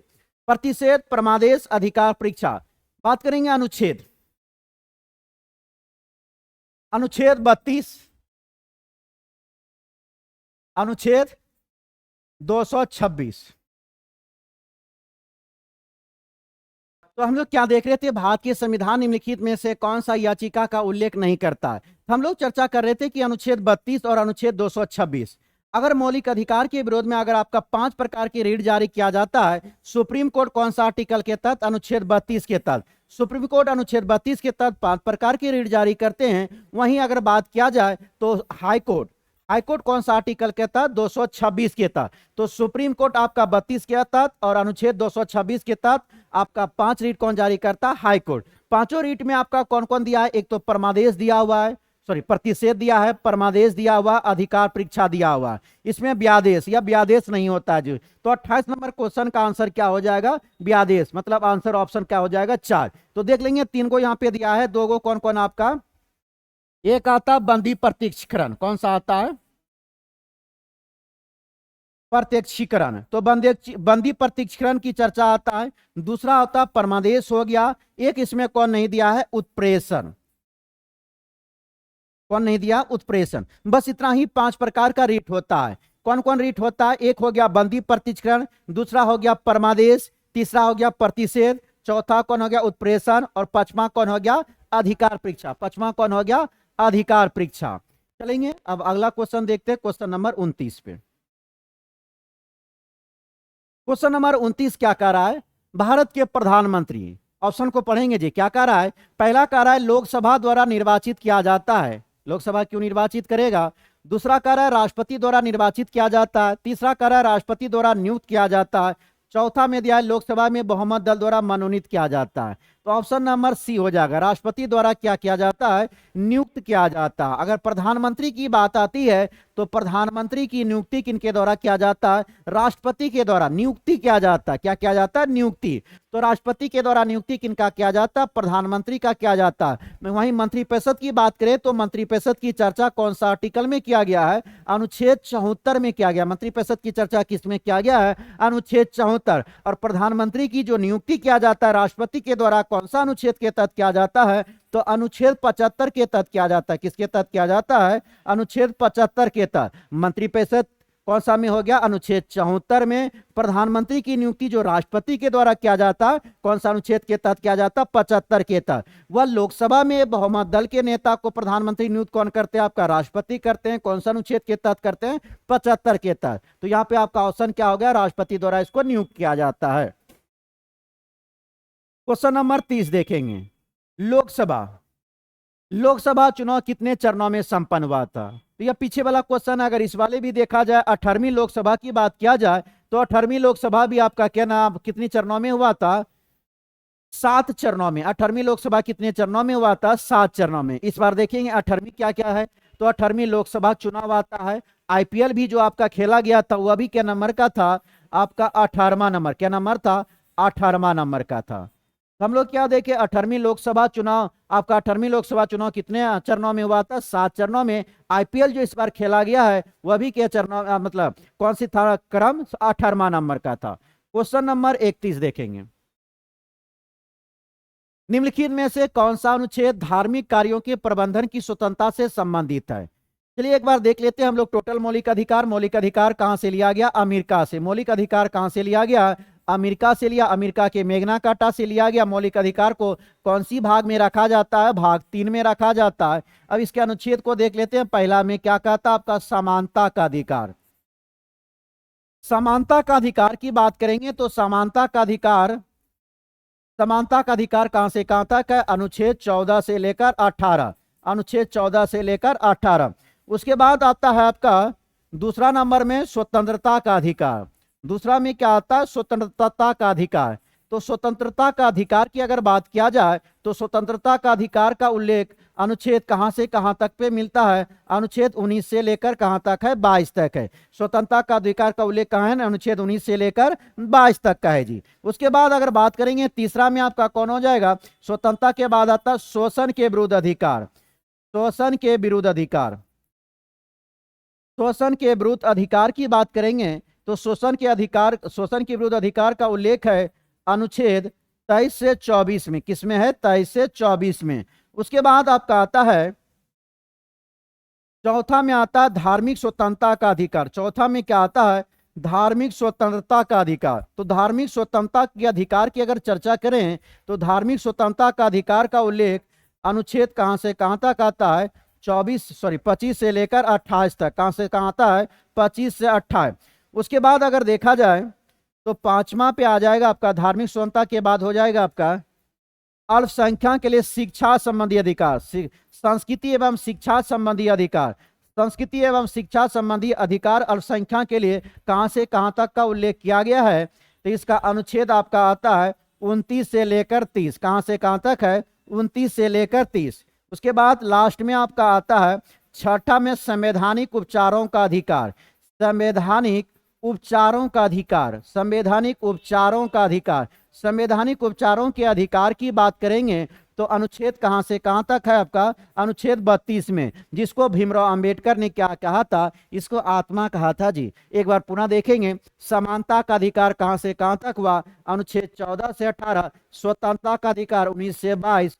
शोषण के विरुद्ध अधिकार 23 से 24। धार्मिक स्वतंत्रता का अधिकार 25 से 28। शिक्षा संबंधी अधिकार 29 से 30। संवैधानिक उपचारों का अधिकार अनुच्छेद 32। अब यहाँ पे आपका ऑप्शन में जो दिया है उसको डिस्कस कर लेते हैं हम लोग। ऑप्शन में क्या दिया है, पहला ऑप्शन में अनुच्छेद 26। अनुच्छेद 26 25 में देखिए, चलिए हम लोग धार्मिक स्वतंत्रता के बारे में सारा चीज को जान लेते हैं। अगर धार्मिक स्वतंत्रता की बात करें तो अनुच्छेद 25 में क्या है, अंतःकरण की बात की गई। मतलब किसी भी धर्म को मानने के लिए आप स्वतंत्र है, किसी भी धर्म को मान सकते हैं, उसके प्रचार प्रसार को कर सकते हैं। कौन सा अनुच्छेद कहता है, अनुच्छेद 25 कहता है। कौन सा आर्टिकल कहता है, अनुच्छेद 25 25 कहता है जी। उसके बाद अगर 26 की बात करें तो धर्म को सुचारू रूप से चलाने के लिए आप पैसे की प्रबंधन कर सकते हैं। कौन सा अनुच्छेद कहता है? 26 कहता है। कौन सा कहता है? 26। तो किसी भी धर्म को मानने के लिए आप आजाद है, अनुच्छेद 25 कहता है। धर्म को चलाने के लिए आप पैसे की व्यवस्था कर सकते हैं, अनुच्छेद 26 कहता है। अनुच्छेद 27 में क्या कहा गया है? मतलब किसी भी व्यक्ति से उसको धार्मिक कर देने के लिए आप बात नहीं कर सकते। कौन सा अनुच्छेद कहा गया? 27 में कहा गया। और 28 में कहा गया किसी भी सार्वजनिक शिक्षण संस्थान में धार्मिक शिक्षा नहीं दी जाएगी, उसके लिए मनाही कौन सा अनुच्छेद करता है? 28। तो हम लोग टोटल अनुच्छेद को देख लिए। पहला में 25 में क्या था कि किसी भी धर्म को मानने के लिए आप स्वतंत्र हैं, उसके प्रचार प्रसार भी कर सकते हैं। 26 कह रहा है कि आप उस धर्म को चलाने के लिए पैसे की व्यवस्था कर सकते हैं। 27 कहता है राज किसी भी व्यक्ति से धार्मिक कर के लिए बात नहीं कर सकता है। 28 कहता है कि आप किसी भी सार्वजनिक शिक्षण संस्थान में धार्मिक शिक्षण संस्थान शिक्षा नहीं दे सकते हैं। तो इसमें आपका आंसर क्या हो जाएगा? निम्नलिखित में से कौन सा अनुच्छेद धार्मिक कार्यों के प्रबंधन की व्यवस्था करता है? तो कौन करता है? अनुच्छेद 26 करता है। चलेंगे क्वेश्चन 32 पे।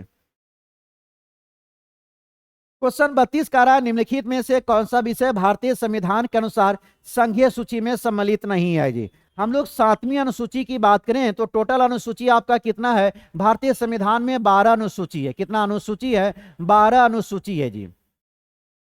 तो भारतीय संविधान में 12 अनुसूची है। 12 अनुसूची में अगर 7वीं अनुसूची की बात करें तो 7वीं अनुसूची में 3 सूची दिया गया है। एक है संघ सूची, दूसरा है राज्य सूची और तीसरा है समवर्ती सूची, तीसरा समावृत्ति सूची है। तो हम लोग देखें भारतीय संविधान में कितना सूची है? 12 अनुसूची है। 12 अनुसूची में 7वीं अनुसूची में 3 सूची है, संघ सूची, राज्य सूची, समावृत्ति सूची। संघ सूची की बात करें तो संघ सूची में कितना विषय है आपका? 100 विषय। संघ सूची में कितना विषय है? 100 विषय। राज्य सूची की बात करें तो 61 विषय। राज्य सूची में कितना है? 61। और समावृत्ति सूची में कितना है? 52 विषय। समावृत्ति में कितना है? 52 विषय। तो हम लोग क्या क्या देखें, आपके भारतीय संविधान में कितना सूचियों का वर्णन है? 12 अनुसूची का वर्णन है, जिसमें 7वीं अनुसूची में 3 सूची है, संघ सूची, राज्य सूची और समावृत्ति सूची। संघ सूची में 100 विषय, राज्य सूची में 61 विषय, समावृत्ति सूची में कितना है? 52 विषय। तो यहाँ पे आप क्या पूछा जा रहा है? निम्नलिखित में से कौन सा विषय भारतीय संविधान के अनुसार संघीय सूची में सम्मिलित नहीं है? तो रक्षा सम्मिलित है, रेलवे आपका संघ सूची का है, इसमें स्थानीय नहीं है जी। स्थानीय किसका है? या राष्ट्र सूची का विषय। किसका विषय है? राष्ट्र सूची का विषय है। तो स्थानीय में जो पंचायती राज वगैरह आता है तो स्थानीय किसका आता है? आपका राष्ट्र सूची का है। जबकि आरबीआई की बात किया जाए तो यह संघ सूची का विषय है। तो रक्षा, रेलवे और रिजर्व बैंक ऑफ इंडिया ये सब किसका है? संघ सूची का विषय है। जबकि स्थानीय शासन यह किसका है? तो राष्ट्र सूची का विषय। क्वेश्चन नंबर 33 पे चलेंगे हम लोग। कह रहा है कि कैबिनेट मिशन का प्लान योजना के तहत संविधान सभा का गठन हुआ था। कब हुआ था? दिसंबर 1946 में। कब होता है? दिसंबर 1946 में हुआ था। क्वेश्चन नंबर 34 देखेंगे। भारतीय संविधान का कौन सा अनुच्छेद में मूल कर्तव्य का उल्लेख किया गया? मूल कर्तव्य की बात करें तो मूल कर्तव्य को भारतीय संविधान में किसके द्वारा जोड़ा गया? तो 42वें संविधान संशोधन। कौन सा संविधान संशोधन? 42वें संविधान संशोधन। 42वें संविधान संशोधन के द्वारा इसको जोड़ा गया था। 42वें संविधान संशोधन कब हुआ था? 1976 में। इसको कौन सी समिति के द्वारा जोड़ा गया था? सरदार स्वर्ण सिंह समिति। किनके द्वारा जोड़ा गया था? सरदार स्वर्ण सिंह समिति के द्वारा। तो सरदार स्वर्ण सिंह समिति के अनुशंसा पर ही क्या जोड़ा गया था? मौलिक कर्तव्य को जोड़ा गया था 42वें संविधान संशोधन 1976 के तहत। मौलिक कर्तव्य की बात करें तो मौलिक कर्तव्य का उल्लेख कौन सा अनुच्छेद में है? अनुच्छेद 51 में। मौलिक कर्तव्य का उल्लेख कौन सा अनुच्छेद में है? अनुच्छेद 51 में। अगर मौलिक कर्तव्यों की संख्या पूछा जाए तो अभी मौलिक कर्तव्य की संख्या कितना है? 11 है। मौलिक कर्तव्य की संख्या अभी टोटल कितना है? 11 है। चलेंगे अगले क्वेश्चन नंबर 35 पे। क्वेश्चन 35 कह रहा है भारतीय संविधान के अनुसार उपराष्ट्रपति राष्ट्रपति के रूप में कौन से अनुच्छेद के अथवा उसे कृत्यों का निर्वहन कर सकता है जी? उपराष्ट्रपति राष्ट्रपति के कर्तव्यों का। तो अनुच्छेद हो जाएगा 65। कौन सा अनुच्छेद के तहत? अनुच्छेद 65 के तहत। अब यहाँ पे अनुच्छेद आपका 62 दिया हुआ है। अनुच्छेद 62 में क्या होता है? अगर राष्ट्रपति की पद खाली हो जाए तो आकस्मिक स्थिति में आपका कौन काम कर सकता है? उपराष्ट्रपति। वहीं बात करेंगे भारतीय संविधान में कहा गया कि आपका एक उपराष्ट्रपति होगा भारत में। कौन सा अनुच्छेद उल्लेख करता है? अनुच्छेद 64। कौन सा अनुच्छेद करता है? अनुच्छेद 63, सॉरी 63। भारत में एक उपराष्ट्रपति होगा, कौन सा अनुच्छेद कहता है? 63 कहता है। उपराष्ट्रपति पदेन अध्यक्ष होता। उपराष्ट्रपति क्या होता? पदेन अध्यक्ष। तो उपराष्ट्रपति पदेन अध्यक्ष होता है राज्यसभा का। तो राज्यसभा का पदेन अध्यक्ष उपराष्ट्रपति होगा, कौन सा अनुच्छेद कहता है? अनुच्छेद 64 कहता है। तो इसका आंसर क्या हो गया? अनुच्छेद 65, ऑप्शन नंबर डी। चलेंगे क्वेश्चन नंबर 36 पे। 36 कह रहा है निम्नलिखित में से कौन सा कथन भारत के उपराष्ट्रपति चुने जाने के अर्हता के संबंध में सही नहीं है जी? ऑप्शन पहला है यह भारत का नागरिक होना चाहिए। बात सही है, राष्ट्रपति की चुनाव लड़ने के लिए भारत का नागरिक होना अनिवार्य है। दूसरा कह रहा है वह 35 वर्ष की आयु को पूरा कर चुका है, यह भी कथन सही है। तीसरा कह रहा है यह लोकसभा का सदस्य निर्वाचित होने के लिए अर्हता है। नहीं जी, लोकसभा नहीं। लोकसभा निर्वाचित होने के लिए उसको चाहिए जो राष्ट्रपति बनना चाहते हैं। राष्ट्रपति बनने के लिए लोकसभा का सदस्य होना अनिवार्य है। लेकिन अगर उपराष्ट्रपति की बात करेंगे तो लोकसभा की जगह पर क्या होनी चाहिए? आपका राज्यसभा का सदस्य होना अनिवार्य होता है। जो व्यक्ति राज्यसभा का सदस्य होंगे वही आपका क्या है? राष्ट्रपति के लिए निर्वाचित हो सकते हैं। तो इसमें आपका ऑप्शन कौन सा सही नहीं है? तो ऑप्शन नंबर सी हो गया। चलेंगे क्वेश्चन नंबर 37 पे। 37 आपसे कह रहा है कि निम्नलिखित में कौन सा संसदीय समिति का सदस्य अनिवार्य रूप से सत्ताधारी दल के सदस्य में से ही होता है? तो वह कौन सा होता है? प्राक्कलन समिति। निम्नलिखित में से कौन सी संसदीय समिति का सदस्य अनिवार्य रूप से सत्ताधारी के सदस्यों में से होती है? आपका प्राक्कलन।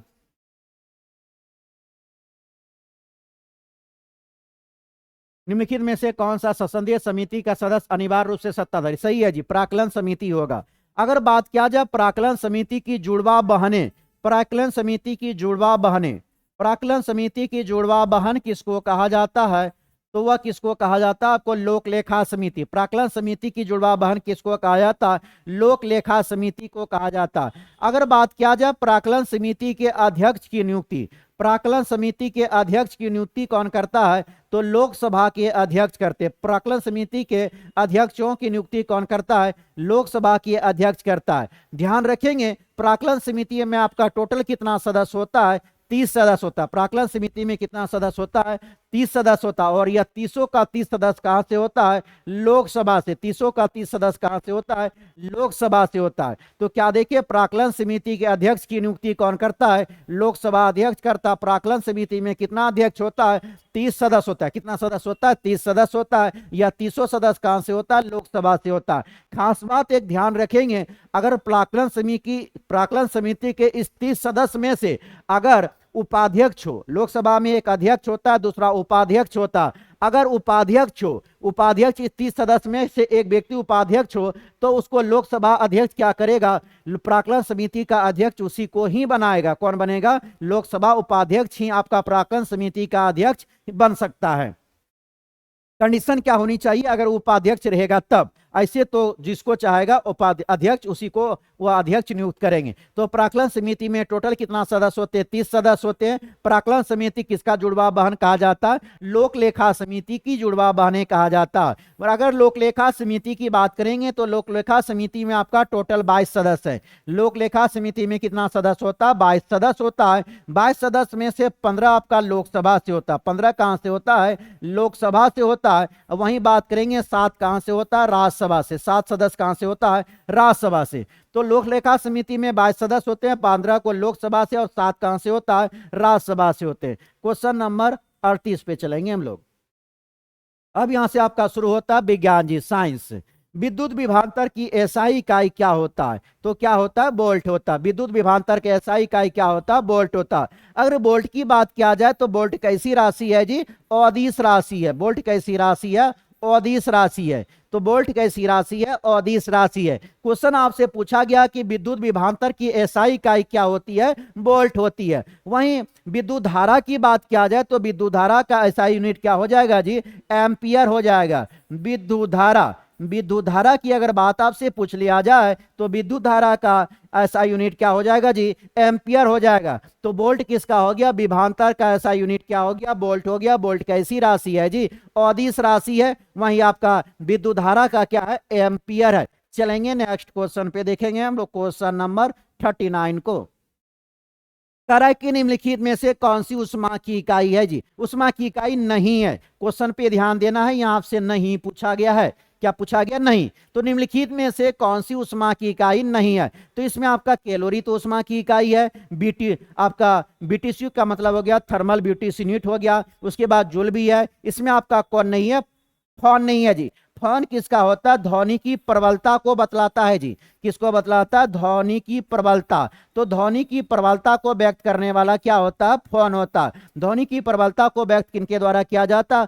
फॉन के द्वारा किया जाता है जी। उसके बाद कैलोरी की बात करें तो एक कैलोरी बराबर कितना जूल होता है? एक कैलोरी की बात करेंगे तो 4.186 जूल होता है। कितना होता है? 4.16 जूल होता है। एक कैलोरी की बात करें तो कितना जूल होता है? 4.186 जूल होता है। वहीं जूल की बात करेंगे तो एक जूल बराबर अगर कैलोरी में अगर पूछा जाएगा तो कितना हो जाएगा? 0.24 हो जाएगा। कितना हो जाएगा? 0.24 कैलोरी हो जाएगा जी। अगर बीटीचू के बराबर पूछे तो एक बीटीचू बराबर क्या हो जाता है आपका? 252 कैलोरी। कितना कैलोरी हो जाता है? 252 कैलोरी। एक बार पुनः देखेंगे क्या क्या दिया हुआ है कि निम्नलिखित में से कौन सी उष्मा की इकाई नहीं है जी? तो कैलोरी, बीटीचू और आपका जूल तो उष्मा की इकाई है। इसमें आपका कौन नहीं है? फॉन है जी। फॉन किसका इकाई है? ध्वनि की प्रबलता को बतलाता है। कौन? फॉन। ध्वनि की प्रबलता का सबसे बड़ा मात्रक क्या होता है? फॉन। अब फॉन से छोटा क्या होता है? आपका डेसिबल होता है। क्या होता है? डेसिबल होता है। तो हम लोग क्या देखें, एक कैलोरी अगर बराबर पूछा जाए कितना जूल होता है तो 4.186 जूल होता है। एक बीटीचू का मान अगर पूछा जाए तो कितना होता है? 252 कैलोरी होता है। और एक जूल बराबर पूछा जाए तो कितना आपका होता है कैलोरी? 0.24 कैलोरी होता है। चलेंगे क्वेश्चन नंबर 40 पे। क्वेश्चन 40 आपसे क्या पूछ रहा है कि नेचुरल हिस्ट्री के लेखक, हिस्ट्री वाला कहां से आ गया जी? नेचुरल हिस्ट्री के लेखक कौन था? प्लिनी। कौन था आपका? प्लिनी। नेचुरल हिस्ट्री के लेखक कौन थे? प्लिनी। वहीं दूसरा ऑप्शन में आपका दिया है टॉलमी। अगर टॉलमी की बात किया जाए तो भारत का भूगोल जी। भारत का भूगोल। भारत के भूगोल के लेखक कौन थे? भारत के भूगोल के लेखक कौन थे जी? भारत के भूगोल के लेखक कौन थे? आपका टॉलमी। भारत के भूगोल के लेखक कौन है? टॉलमी। तो हम लोग क्या देखें, नेचुरल हिस्ट्री के लेखक कौन है? प्लिनी है। भारत के भूगोल के लेखक कौन है? टॉलमी। क्वेश्चन नंबर 41 पे आएंगे। 41 आपसे पूछ रहा है कि मिल्क ऑफ मैग्नीशियम का पीएच मान कितना होता है? तो यह 10.5 के पास होता है। कितना होता है? 10.5। एक ऑप्शन आपका 7.4 दिया है जी। अगर आपसे ब्लड का आपका पीएच मान आपका पूछा जाए तो कितना होता है जी? 7.4 होता है। कितना होता है? 7.4 होता है। तो मिल्क ऑफ मैग्नीशियम का पीएच मान कितना होता है? 10.5। कितना होता है? 10.5। क्वेश्चन नंबर 42 को देखेंगे। निम्नलिखित में से किसने विद्युत चुंबकीय प्रेरण की खोज किया था? किन्होंने किया था? फेराडे ने किया था। माइकल फेराडे ने विद्युत चुंबकीय तरंग की खोज किन्होंने किया था? माइकल फेराडे ने किया था। बताएंगे ग्रह के गति के नियम के बारे में किसने बतलाया था? केपलर ने बताया था। किसने बतलाया था? केपलर। तो ग्रहों की गति के नियम के बारे में किसने बतलाया था? केपलर ने बताएंगे। चलेंगे 43 पे। कह रहा है कि एक सदस्य समानता हरिसेवाल कहते हैं जी। किसको कहा जाता है? यह कौन हो जाएगा? बी, क्योसोफाइसिस क्लोरोफाइसिस। कौन हो जाएगा? क्लोरोफाइसिस। कौन सा समानता हरिसेवाल का आता? क्लोरोफाइसिस। अगर सेवाल के अध्ययन की बात किया जाए तो सेवालों के अध्ययन को क्या कहा जाता है जी? फाइकोलॉजी। क्या कहा जाता? फाइकोलॉजी। आएंगे। यूनाइटेड किंगडम ने नया सिक्का ब्लैक होल किसके सम्मान में जारी किया था जी? Albert Einstein, Stephen Hawkins. किसके नाम पे? Stephen Hawkins. यूनाइटेड अर्थात अमेरिका ने ब्लैक होल सिक्का किसके नाम पे जारी किया था? स्टीफन हॉकिंस के नाम पे जारी किया था। क्वेश्चन नंबर 45 को देखेंगे। कह रहा है कि वह उपकरण जो विद्युत धारा उत्पन्न करने के लिए इस्तेमाल किया जाता है क्या कहलाता है? आपका जनित्र कहलाता है, जिसको जनरेटर कहा जाता है। क्या कहते हैं? जनरेटर। जनित्र को ही क्या कहा जाता है? जनरेटर। क्या कहता? वह उपकरण जो विद्युत धारा को उत्पन्न करने के लिए इस्तेमाल किया जाता है वह क्या है? जनित्र अर्थात क्या है? जनरेटर है जी। गैल्वेनोमीटर की बात किया गया, उसके बाद आमीटर है, मोटर है, इस हम लोग खूब चर्चा किए हैं। चलेंगे आगे। मानव शरीर में गुब्बारे नुमा संरचना जिन्हें कहा जाता है क्या कहा जाएगा जी? ये आपका एलुलाई कहा जाता है। एलुलाई। क्या कहा जाता है? एलुलाई।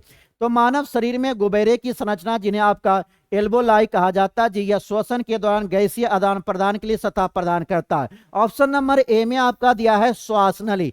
हमारे मुख में देखेंगे दो नलियां पाई जाती है, एक श्वास नली होती है और एक भोजन जाने वाला रास्ता होता है जी।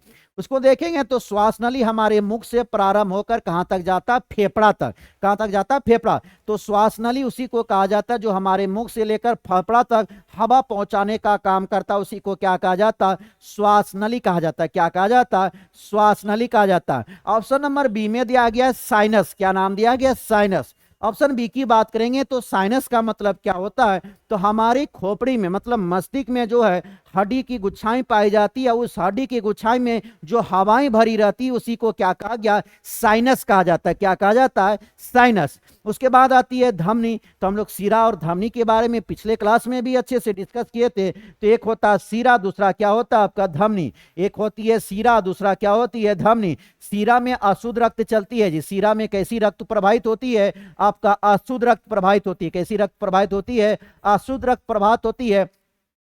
वहीं बात किया जाए धमनी, तो धमनी में कैसी रक्त आपका चलता है, तो धमनी में आपका शुद्ध रक्त चलता है। कैसी रक्त चलता है, शुद्ध रक्त चलता है। तो ऑप्शन समझ गए, श्वास नली किसको कहा जाता है, जो हमारे मुख से प्रारंभ होकर फेफड़े तक हवा पहुंचाने का काम करता है, उसी को श्वास नली कहा जाता है जी। साइनस किसको कहा जाता है, जो हमारे मस्तिष्क में जो हड्डी की गुच्छाएं पाई जाती है, छोटे छोटे वहां पे नसों के बीच में जो हवाएं भरी रहती है, उसी को क्या कहा जाता है, साइनस कहा जाता। और धमनी क्या होती है, तो एक सीरा होता है और दूसरा धमनी हमारे पाया जाता है। सीरा में अशुद्ध रक्त प्रवाहित होती है, जबकि धमनी में कैसी रक्त प्रवाहित होती है, शुद्ध रक्त प्रवाहित होती है।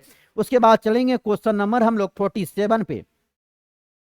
47 कहता है निम्नलिखित में से कौन सी वह धातु कमरे के ताप पर आपका तरल अवस्था में पाया जाती है, तो ब्रोमीन पाया जाता है। कौन सी अवस्था, कौन पाया जाता है जी, ब्रोमीन पाया जाता है। तो निम्नलिखित में से कौन सी वह धातु आपका ताप तरल अवस्था में पाई जाती, कमरे के ताप में तरल अवस्था में पाई जाती, तो कौन आपका आ जाता है जी, ब्रोमीन आ जाता है। बात करेंगे सल्फर के बारे में, अगर बात किया जाए तो यह गंधक युक्त पदार्थ है। सल्फर कैसी है, गंधक युक्त पदार्थ है जी। अगर सल्फर को देखा जाए तो कीटनाशक रोधी के रूप में भी प्रयोग किसका कहा जाता है, सल्फर का। सल्फर का प्रयोग कीटनाशक रोधी के रूप में भी किया जाता। अगर आयोडीन की चर्चा करेंगे तो आयोडीन के कमी के कारण हमारे मानव शरीर में कौन सी बीमारी होती है, आपका घेघा रोग होता है। कौन सी रोग होता है, घेघा रोग होता है जी। उसके बाद चलेंगे क्वेश्चन नंबर 48 पे।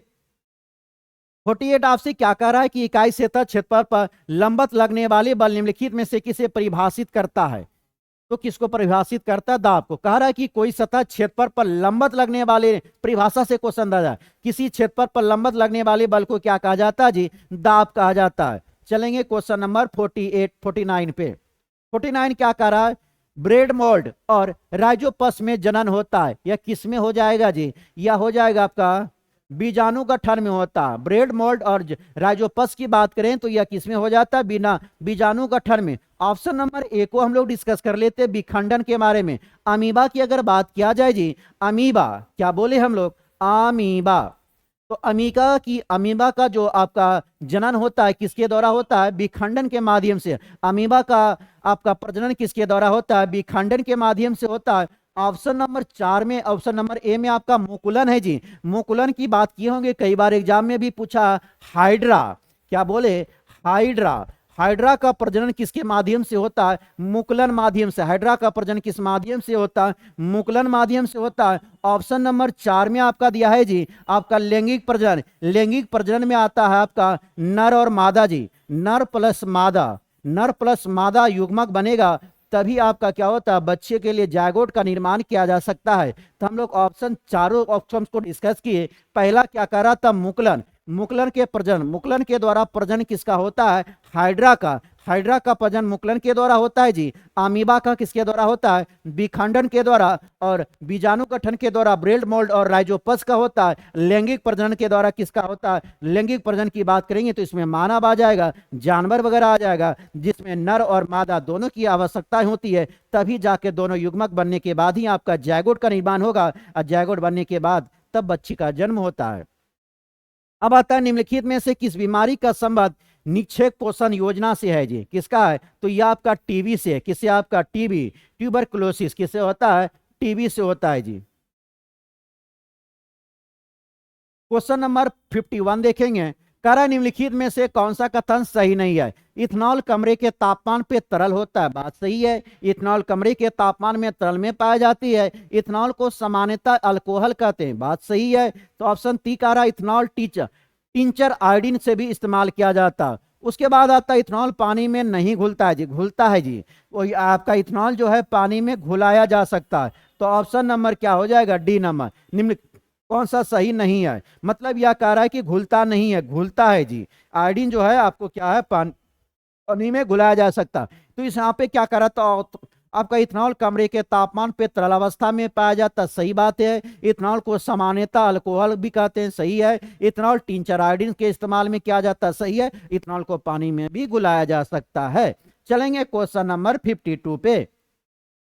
अब आता है कोई वस्तु यदि स्थिर है या निश्चित वेग से एक सीधी रेखा पर गति कर रही है तो उस पर कोई बाह्य बल नहीं लगाया जाए तो वह अपनी प्रारंभिक अवस्था को नहीं बदलती है। यह न्यूटन का कौन सा नियम कहता है, तो न्यूटन का प्रथम नियम कहता है। कौन सा नियम कहता है, न्यूटन का प्रथम नियम। क्वेश्चन क्या कह रहा है कि जब अगर कोई वस्तु अपना समान वेग से गति कर रहा है, जब तक उस पर कोई बाह्य बल कार्य नहीं किया जाएगा तब तक वो अपनी अवस्थाएं को में परिवर्तन नहीं करेगा। यह कौन सा नियम कहता है, न्यूटन का प्रथम नियम। न्यूटन का 3 नियम को हम लोग क्लास में पढ़े थे। अगर न्यूटन की बात किया जाए तो भौतिक का पिता किसको कहा जाता है जी, न्यूटन को। भौतिक का पिता किनको कहा जाता है, न्यूटन को कहा जाता है। न्यूटन का एक पुस्तक आया था जिसका नाम क्या था आपका, प्रिंसिपिया। क्या नाम था, प्रिंसिपिया। न्यूटन के पुस्तक का नाम क्या था, प्रिंसिपिया। कब छपा था जी, या 1687 में। कब आता है, 1687 में। तो भौतिक का पिता किसको कहा जाता है, न्यूटन को कहा जाता है। न्यूटन के पुस्तक का नाम क्या था, प्रिंसिपिया। प्रिंसिपिया कब आया था, 1687 में। उसके बाद अगर बात किया जाए प्रथम नियम को, तो प्रथम नियम को ही जड़त्व का नियम के नाम से भी जाना जाता है। प्रथम नियम को और क्या कहा जाता है, जड़त्व का नियम कहा जाता है। क्या कहा जाता है, जड़त्व का नियम। देखेंगे तो प्रथम नियम को हम लोग क्या कहते हैं, जड़त्व का नियम कहा जाता है। दूसरा और क्या कहा सकता है, गैलीलियो का भी नियम कहा जाता है। क्या कहा जाता है, गैलीलियो का। तो गैलीलियो का नियम भी किसको कहा जाता है, आपको प्रथम नियम को। बल का व्यंजक, बल का व्यंजक का नियम का परिभाषा कहाँ से मिलता है जी, द्वितीय से मिलता है। कहाँ से मिलता है, द्वितीय। अगर परिभाषा द्वितीय की बात करें तो व्यंजक की परिभाषा हो गया। तो हम लोग क्या क्या देखे, न्यूटन के, हाँ। तो पहला हो गया आपका न्यूटन का घर्षण नियम। सॉरी, हम लोग क्या कर रहे थे, इसमें कोई भी वस्तु जब तक कोई बाह्य वस्तु नहीं आपका बल लगाया जाएगा तो उसमें कोई अवस्था में परिवर्तन नहीं होगा। तो आंसर क्या हो जाएगा, ऑप्शन नंबर बी। अगर ऑप्शन नंबर 4 की बात करेंगे, तृतीय नियम। तृतीय नियम की बात करेंगे तो आपका क्रिया के प्रति विपरीत क्रियाएं होती है। अगर आप क्रिया के प्रति क्या होता है, इसमें विपरीत क्रिया। कौन सा नियम कहता है, आपका न्यूटन का तीसरा नियम कहता है जी। क्वेश्चन नंबर 53 पे चलेंगे। अब आपका यहां से मैथ शुरू होता है जो 2019 में बिहार एसआई में पूछा गया। क्वेश्चन में कह रहा है कि अजीत ने एक पेन ड्राइव इसके अंकित मूल्य के 4/5 भाग के मूल्य में खरीदा और इसके मूल अंकित मूल्य पर 20% ज्यादा मूल्य पर बेच दी, तो अजीत का लाभ प्रतिशत क्या होगा जी। यहाँ आपको प्रॉफिट लॉस से क्वेश्चन पूछा गया है कि अजीत एक लड़का है, अजीत ने एक पेन ड्राइव को खरीदता है, अपने अंकित मूल्य के 4/5 भाग में खरीदा, इसके मूल्य के अंकित मूल्य में 20% ज्यादा मूल्य पर बेच देता है। तो यह खरीदा कितना था जी, सीपी देखिए इसका कितना है। अजीत ने जो आपका पेन ड्राइव खरीदा उसका सीपी क्या था, 4/5। एक कोई मान लेते हैं 4/5 एक्स हो गया। अगर इसको बेच कितना में रहा है, कह रहा है कि अंकित मूल्य के 20% ज्यादा मूल्य पर वो क्या कर रहा है, बेच रहा है। तो सेलिंग प्राइस इसका क्या दिया हुआ है, 20% ज्यादा का मान क्या हो गया, 120/100। इसको कटाएंगे तो क्या हो जाएगा, 6/5 एक्स हो जाएगा। अब कह रहा है कि अजीत को लाभ कितना होगा, तो मेरे पास क्रय मूल्य आ गया और विक्रय मूल्य, कॉस्ट प्राइस और सेलिंग प्राइस हो गया, दोनों को घटा देंगे तो 6x/5 माइनस 4/5 माइनस अगर करेंगे तो कितना हो जाएगा, एलसीएम लेंगे तो 5 आ जाएगा। 6x माइनस 4x में घटाएंगे तो आपका 2x बटा क्या हो जाएगा, 5 हो जाएगा। कितना हो जाएगा, 2x/5 हो जाएगा। अब क्या कह रहा है, तो अजीत का लाभ कितना हुआ, तो यहां पे हम लोग निकाले कितना, 2x/5 हो गया। अब लाभ निकालना है, तो लाभ कितना हुआ, 2x/5 बटे क्या हो जाएगा, क्रय मूल्य। कभी भी लाभ और हानि किसमें होता है, क्रय मूल्य पे होता है। तो आपका क्रय मूल्य कितना दिया, 4/5। कितना दिया है, 4/5 इंटू क्या कर देंगे, 100 कर देंगे। अब इसको निकाल लेते हैं हम लोग, एक बार ऊपर पे लिख देते हैं। 2x/5 इंटू ऊपर पे चला जाएगा 5 बटे 2x इंटू 100 2x कट जाएगा, ये सॉरी 4x है ना, 4 हो जाएगा, 2 हो जाएगा, यहाँ पे 5 कटेगा, 2 से 100 में कटाएंगे तो कितना हो जाएगा 50%, कितना हो जाएगा 50%।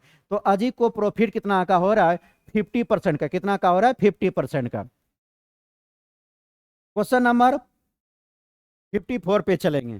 कह रहा है कि किसी धनराशि 10% वार्षिक ब्याज दर से 3 वर्ष का साधारण ब्याज और चक्रवृद्धि ब्याज का आपका अंतर 170.5 रुपया, तो वह धनराशि कितना है। इसमें क्या दिया, आपका रेट दिया हुआ है जी, रेट आपका कितना दिया है 10%, रेट आपका 10% दिया हुआ है, और उसमें आपका सीआई और एसआई का डिफरेंट दिया हुआ है, सीआई और एसआई का डिफरेंट कितना दिया हुआ है 170.5। तो हम लोग जानते हैं, और टाइम आपको कितना दिया हुआ है, टाइम 3 साल दिया है। चलिए निकाल लेते हैं।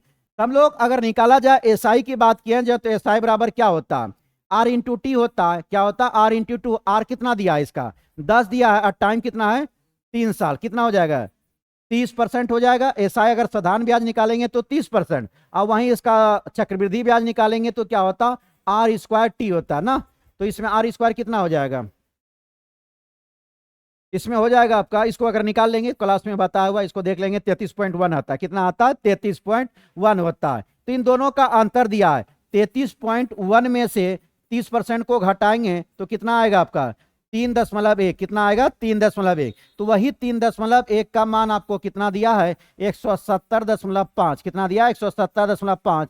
तो 100% का मान कितना हो जाएगा 170.5 बटा 3.1 इंटू 100। एक बार पुनः कर देते हैं, ऊपर पे लिख देते हैं, आपका क्या हो गया 170.5 बटा 3.1 इंटू 100। इसको कटाएंगे तो आपको कितना आ जाएगा 5500 का आता, कितना आता 55 बार में कटेगा तो कितना आ जाएगा 5500। समझ गए, यहाँ पे क्या दिया हुआ था, रेट दिया हुआ था 10%, आपका सीआई कंपाउंड इंटरेस्ट और आपका सिंपल इंटरेस्ट का डिफरेंट दिया हुआ था, टाइम दिया हुआ था। सबसे पहले हम लोग सिंपल इंटरेस्ट को निकाल लिए, 30% आया, कंपाउंड इंटरेस्ट कितना आया 33.1% आया। दोनों को डिफरेंट करेंगे, 33.1 में 30% घटाएंगे कितना आ गया 3.1। यही 3.1 का मान कितना दिया आपका 170.5 दिया है, तो 100% का मान कितना आ जाएगा 5500 आ जाएगा। चलेंगे क्वेश्चन नंबर 55 पे। क्वेश्चन नंबर 55 का रहा 1000 रुपया अंकित मूल्य की एक वस्तु को एक दुकानदार खरीदता और 10% और 10% दो क्रमागत छूट देता है, दो छूट दे रहा है। खरीद कितना में रहा 1000 में, 1000 में खरीदा और 2 छूट दिया। पहला छूट कितना दिया 10% का, तो 100 में 10 घटाएंगे कितना आ जाएगा 90। दूसरा छूट कितना दिया 20% का, तो 20 घटाएंगे कितना हो जाएगा 80। इसको कटाने के बाद कितना आ जाएगा आपका 720, 9 कितना हो जाएगा 720। जो छूट वह वस्तु ने कितना में खरीदा 720, यह 720 आपका क्या निकला क्रय मूल्य अर्थात कॉस्ट प्राइस आ गया। अब क्या कह रहा है कि वह परिवहन आदि पर क्रय मूल्य का 10% खर्च करता है, मतलब परिवहन पर वह 10% खर्च कर रहा है। 720 में कोई वस्तु को खरीदा, आप 10% उस पर खर्च कर रहा है, तो 110% निकाल लेंगे, 110% निकालेंगे तो कितना हो जाएगा 792 आ जाएगा। कितना आ जाएगा 792। तो यह क्या हो गया 792 रुपया, तो उसका लागत हो गया। टोटल लागत उस व्यक्ति का कितना हो गया 792, तो लागत हो गया, लागत 792। समझे बात को, क्या कह रहा था 1000 में कोई वस्तु को खरीदा, पहले 10% का छूट दिया, फिर 20% का छूट दिया, तो टोटल छूट कितना हो गया 720। वह वस्तु को कितना में खरीदता 720 रुपया में खरीद लिया। उसके बाद क्या कहता है कि 720 में खरीदने के बाद वह जो गाड़ी से लाया उसमें वह 10% खर्च किया 720 का, तो 720 का 110% निकालेंगे 792 रुपया लागत हो गया। अब कह रहा है वो कितना में बेचेगा कि उसको 15% का लाभ होगा, तो 792 पर 115% निकाल दीजिए। 792 पर 115% निकालेंगे तो कितना हो जाएगा 910.8%। कितना परसेंट हो जाएगा 910.8%। समझे। तो क्या क्या दिया हुआ था, हम लोग पहले डिस्काउंट को निकाल लिए, उसके बाद जो वह परिवहन पे खर्च कर रहा है उसको निकाल लिए, उसके बाद वह व्यक्ति आप कितना में बेचेगा जो उसको लाभ होगा, तो कितना होगा 910 में बेचेगा तो उसको आपका 15% का लाभ होगा। क्वेश्चन नंबर 56 पे चलेंगे। 56 में कह रहा है यदि एक भिन्न अंश 20% बढ़ा दिया जाए, भिन्न के अंश में 20% बढ़ा दिया जाए और हर में 10% घटा दिया जाए तो भिन्न 3/4 बन जाता है। तो मूल भिन्न क्या था, चलिए कर देते हैं। क्या कह रहा है कि आपका भिन्न में अंश में 20% घटाना है जी, 20% घटा दीजिए। एक्स था अंश था उसमें 20% घटाए तो कितना हो जाएगा 80/100। अच्छा 20% बढ़ा रहा है,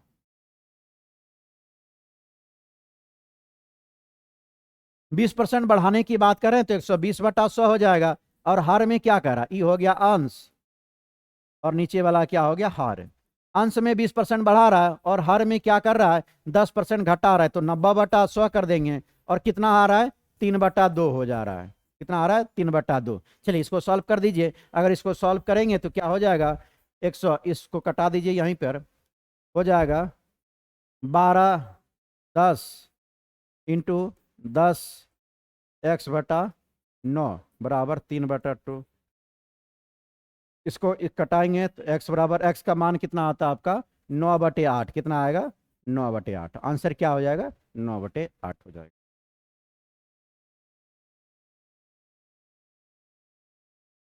चलें क्वेश्चन नंबर 57 पे। 57 में कह रहा है एक अकेला, ए अकेला किसी काम को 16 घंटे में करता है, बी अकेला 20 घंटा में करता है, 80 24 घंटा में करता है। तीनों मिलकर काम पूरा किया जिसके मजदूरी कितना मिला 777 रुपया। मतलब तीन व्यक्ति है, तीन काम कर रहा है। ए काम करता है 16 दिन में, ए कितना दिन में समाप्त करता है 16 दिन में, बी कितना दिन में कर सकता है उसको 20 घंटा में कर सकता है, 80 अकेले कितना घंटा में कर सकता है 24 घंटा में। चलिए तीनों का एलसीएम निकाल लेंगे, ए प्लस बी प्लस सी, तीनों का एलसीएम निकाल लेंगे तो 116 प्लस 120 प्लस 124। तीनों का अगर एलसीएम की बात करेंगे तो डायरेक्ट एलसीएम निकाल लीजिए। एलसीएम इसका कितना हो जाएगा जी 240। कितना आ जाएगा 240। चलिए हम लोग रेशियो पे बना लेते हैं इसको। 240 को अगर 16 से डिवाइड करेंगे तो कितना आ जाएगा 15। 240 को 16 से डिवाइड करेंगे कितना आएगा 15। और 240 को 20 से डिवाइड करेंगे तो 12। और 24 को 240 में 24 से डिवाइड करेंगे तो 10 आ जाएगा। कितना आ जाएगा 15 20 10। तो ये हो गया ए बी और या सी का वैल्यू हो गया। अब पूछा किससे आपका टोटल उसको धनराशि कितना मिल रहा है 777 का। इसी का मान आपको कितना दिया 777। निकालना किसका बी का निकालना है, तो बी का वैल्यू निकाल लीजिए। 12 बटे सभी का वैल्यू जोड़ दीजिए कितना हो जाएगा 37 इंटू 777। कटा दीजिए इसको, सभी को कटा देंगे तो कितना आ जाएगा आपका 252। बी को मजदूरी कितना मिलेगा 252। समझे क्या कर रहा था, तीनों का पहले एलसीएम निकालेंगे, तीनों का एलसीएम निकालेंगे तो 240 आएगा। 240 को सभी से डिवाइड करेंगे, 16 को 240 से डिवाइड करेंगे तो 15, 240 को 20 से डिवाइड करेंगे तो 12, 240 को 24 से डिवाइड करेंगे तो 10। तीनों का रेशियो आ गया, तीनों का रेशियो आ गया। तो बी का आपका पूछ रहा है, तो बी का पूछ रहा है तो बी का ऊपर मान रखेंगे, उसके बाद टोटल को जोड़ेंगे तो कितना आया 37। इसी में टोटल सभी को मजदूरी कितना मिला रहा है 777 का मजदूरी मिल रहा है। तो बी को मजदूरी कितना मिलेगा आपको 252 रुपया मिलेगा। कितना मिलेगा 252। चलेंगे क्वेश्चन नंबर 58 पे। यह आपका बिहार है। बिहार में 1857 की क्रांति का नेतृत्व किसने किया था, किन्होंने किया था कुंवर सिंह। बिहार में 1857 की क्रांति की बात करेंगे तो इसका क्रांति की नेतृत्व किन्होंने किया था कुंवर सिंह ने किया था। वहीं बात किया जाए नाना साहब और तत्या टोपे, नाना साहब और तत्या टोपे ने कहाँ का किया था कानपुर का किया था। कहाँ का था क्या कानपुर। तो कानपुर में 1857 की कानपुर की नेतृत्व किन्होंने किया था तत्या टोपे और नाना साहब ने किया था। खान बहादुर खान ने कहाँ का किया था बरेली का। खान बहादुर खान ने कहाँ के किया था बरेली का। तो 1857 की क्रांति की घटना के बारे में कह रहा है कि बिहार में 1857 की क्रांति का नेतृत्व किन्होंने किया था कुंवर सिंह ने किया था। खान बहादुर खान ने कहाँ का किया था बरेली का। आपका तत्या टोपे और नाना साहब ने कहाँ का किया था कानपुर का। क्वेश्चन नंबर 59 पे देखेंगे। अब विविध आता आपका मालविका अग्निमित्रम के लेखक कौन थे जी कालिदास। मालविका अग्निमित्रम के लेखक कौन थे कालिदास। पिछले क्लास में भी हम लोग पिछले डिस्कशन में देखे थे कालिदास की कई पुस्तक है। पहला पुस्तक हम लोग क्या देखे थे अग्निमित्र, एक तो हो गया मालविका अग्निमित्रम। चलेंगे देख लेंगे हम लोग अभिज्ञान शकुंतलम।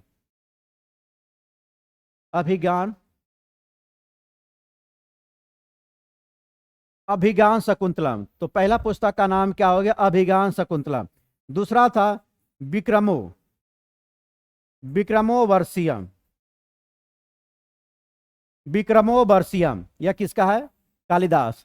तो कालिदास के प्रथम पुस्तक का नाम क्या हुआ अभिज्ञान शकुंतलम। दूसरे पुस्तक का नाम क्या विक्रमोवर्षियम। तीसरा पुस्तक क्या नाम देखे थे मालविका अग्निमित्रम, मालविका अग्निमित्रम, मालविका अग्निमित्रम। उसके बाद चौथा पुस्तक देखे तो इसका मेघदूतम, क्या नाम है? मेघदूतम। चौथा पुस्तक का नाम क्या है? मेघदूतम। पांचवा क्या देखे थे? कुमार संभवम, कुमार संभवम, कुमार संभवम। छठा क्या था? रघुवंशमम, रघुवंशम। क्या था? रघुवंशम।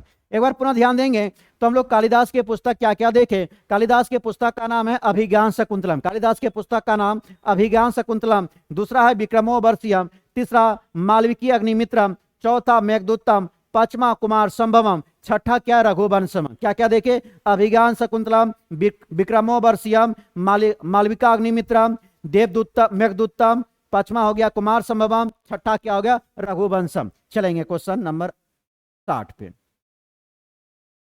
अब आता भारत में पहली आर्थिक जनगणना कब किया गया था जी? 1977 में। भारत में पहली आर्थिक जनगणना कब किया गया था? 1977 में किया गया था। उसके बाद आता है क्वेश्चन नंबर 61। सेबी का मुख्यालय कहां पे पड़ता है? कहां पे पड़ता है? बंबई में। सेबी का मुख्यालय आपका कहां पे है? बंबई में। क्वेश्चन नंबर 62 देखेंगे। 62 का रहा है ट्यूरिंग अवार्ड किस क्षेत्र में दिया जाता? तो यह कंप्यूटर के क्षेत्र में दिया जाता है। ट्यूरिंग अवार्ड किस क्षेत्र में दिया जाता है? कंप्यूटर, कंप्यूटर विज्ञान एवं एआई के क्षेत्र में दिया जाता है। ट्यूरिंग अवार्ड किस क्षेत्र में दिया जाता है? कंप्यूटर विज्ञान के क्षेत्र में दिया जाता है। क्वेश्चन नंबर 63 देखेंगे। रागी थिट्टू, रागी थिट्टू पक्षी अभयारण्य किस राज्य में पड़ता है? तो यह कर्नाटक में है। रागी थिट्टू पक्षी अभयारण्य कौन सी राज्य में है? कर्नाटक राज्य में है। क्वेश्चन नंबर 64 देखेंगे। 64 में क्या कह रहा है? निम्नलिखित में से कौन सा विकल्प समरूप अंगों का उदाहरण नहीं है जी? समरूप का मतलब क्या होता है? सबका रूप एक समान। समरूप का मतलब क्या है? रूप एक समान होगा। समजात की बात क्या करेंगे तो समजात का मतलब होता है देखने में अलग होगा लेकिन काम क्या होता है? एक अलग, काम एक होता है। समजात, अगर समजात की बात करेंगे तो समजात का मतलब क्या होता है? काम एक होगा।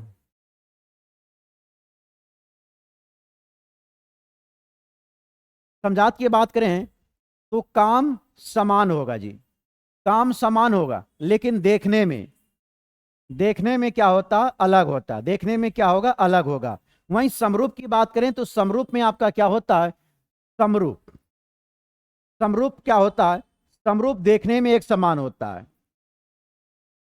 देखने में एक समान, देखने में एक समान होता है लेकिन काम अगर इसका देखा जाए काम अलग अलग होता है। काम क्या होता है? अलग अलग। काम क्या होता है? अलग अलग। तो हम लोग क्या क्या देखें? एक समजात होता है, दूसरा समरूप होता है। समजात देखने में आपका अलग होता है लेकिन काम क्या होगा? एक समान होगा। समरूप की बात करें तो देखने में एक समान लेकिन काम क्या होता है? अलग अलग। अब यहां से आपको समरूप पूछा गया तो चमगादड़ के पंख तो उड़ने का काम आता, पंछी का पंख उड़ने का काम आता, यह दोनों एक ही है। कीड़े की पंख यह भी उड़ने में काम आता, यह तीनों क्या है? एक ही काम है। उसके बाद बंदर के हाथ जी, यह भिन्न है तो यह समरूप नहीं है, उसके लिए अलग है जी। ये सब पंख इसका उड़ने के लिए, लेकिन बंदर का हाथ उड़ने के लिए नहीं होता तो यह रूप में अलग है। तो इसमें ऑप्शन कौन हो जाएगा? Option number D number. Question number 65 को देखेंगे। 65 में कहा निम्नलिखित में से किसके द्वारा poverty and British rule India लिखा गया था? किसके द्वारा लिखा गया था? Dadabhai Naoroji. Poverty and British rule India किनके द्वारा लिखा गया था? दादा भाई नौरोजी। धन निकास के सिद्धांत के बारे में बताया गया था दादा भाई नौरोजी के द्वारा, जिसको आपका ग्रेट मैन ऑफ इंडिया के नाम से भी जाना जाता, वयोवृद्ध पुरुष जिसको कहते हैं, दादा भाई नौरोजी को कहा जाता। अगर गांधी जी के गुरु का नाम पूछा जाए तो क्या? गोपाल कृष्ण गोखले। बाल गंगाधर तिलक की बात करेंगे तो इन्होंने होम रूलिंग की स्थापना आपका 28 अप्रैल 1916 में कहाँ पे किया था? पूना में किया था। कहाँ पे किया था? पूना में। अब आता है क्वेश्चन नंबर 66 पे। क्वेश्चन नंबर 66 की बात करेंगे तो भारत और श्रीलंका के मध्य संयुक्त कौन सी अभ्यास होती है? मित्र शक्ति। भारत और श्रीलंका के बीच कौन होता है? मित्र शक्ति। वहीं सूर्य किरण की बात किया जाए तो सूर्य किरण किसके बीच होता है? भारत और नेपाल के बीच ही होता है। तो भारत और नेपाल के बीच सूर्य किरण होता है और श्रीलंका के बीच मित्र शक्ति होता है। क्वेश्चन नंबर 67 पे चलेंगे। 67 में क्या कह रहा है आपका? विविध विश्व पृथ्वी दिवस कब मनाया जाता है? तो विश्व पृथ्वी दिवस कब मनाया जाता है? 22 अप्रैल को। विश्व पृथ्वी दिवस कब मनाया जाता है? 22 अप्रैल को। वहीं 22 मार्च की बात किए तो जल दिवस कब मनाया जाता है आपका? जल दिवस मनाया जाता है आपको 22 मार्च को। कब मनाया जाता है? 22 मार्च। तो जल दिवस 22 मार्च को मनाया जाता है। पृथ्वी दिवस कब मनाया जाता है? 22 अप्रैल। जैव विविधता दिवस की बात करें तो जैव विविधता दिवस, जैव विविधता दिवस कब मनाया जाता है आपको? 22 मई को। जैव विविधता दिवस कब मनाया जाता है? 22 मई को। क्वेश्चन नंबर 68 पे आएंगे। क्वेश्चन नंबर 68 क्या कहता, फुनगारू एक नस्ल है। फुनगारू किसका नस्ल है? बकरी का नस्ल है। फुनगारू किसका नस्ल है? बकरी का नस्ल है। यहाँ पे अगर देखा जाए आपका गाय का है जी। फुनगारू किसका नस्ल है? गाय का। अगर बकरी की नस्ल की बात करें तो बकरी का कौन कौन आ जाता है आपका? बकरी में हम लोग जमुना पारी देखे थे। कौन देखे थे? जमुना पारी। जमुना पारी, जमुना पारी बकरी का ही नस्ल है। उसके बाद बिट्टल एक आता है, बिट्टल जी। बिट्टल भी किसका है? मारवाड़ी। मारवाड़ी की भी बात करें तो मारवाड़ी आपका किसका नस्ल है? बकरी का। तो जमुना पारी, बिट्टल और मारवाड़ी किसका है? बकरी का है। भैंस की बात करें तो मुर्रा। भैंस की नस्ल का नाम है मुर्रा, सुरती। मुर्रा, सुरती और कौन आता है? जफराबादी। कौन आता है? जफराबादी। तो मुर्रा, सुरती और जफराबादी किसका नस्ल है? भैंस का। तो हम लोग क्या क्या देखे? बकरी की नस्ल का नाम क्या हो गया? जमुना पारी, बिट्टल, मारवाड़ी। ये सब किसका नस्ल है? बकरी का नस्ल है। जबकि अगर भैंस की नस्ल की बात किया जाए तो मुर्रा, सुरती और जफराबादी है। तो यह क्वेश्चन, इसके अलावा जो क्वेश्चन है वह करंट अफेयर्स था, इसलिए पुराना 2019 के करंट अफेयर्स को पढ़ने से तो कोई फायदा नहीं है। प्रीवियस ईयर्स होने के बाद हम लोग टोटल सेट में 100 क्वेश्चन लेकर आएंगे। आपका 100 क्वेश्चन रहेगा, जिसमें आपका 20 से 25 क्वेश्चन आपका करंट का रहेगा। बाकी आपका जीके जीएस जो सेम पैटर्न आपका एग्जाम का रहता है, टोटल हो बहु आपका एग्जाम की तरह के पैटर्न को लेकर हम लोग डिस्कस करेंगे।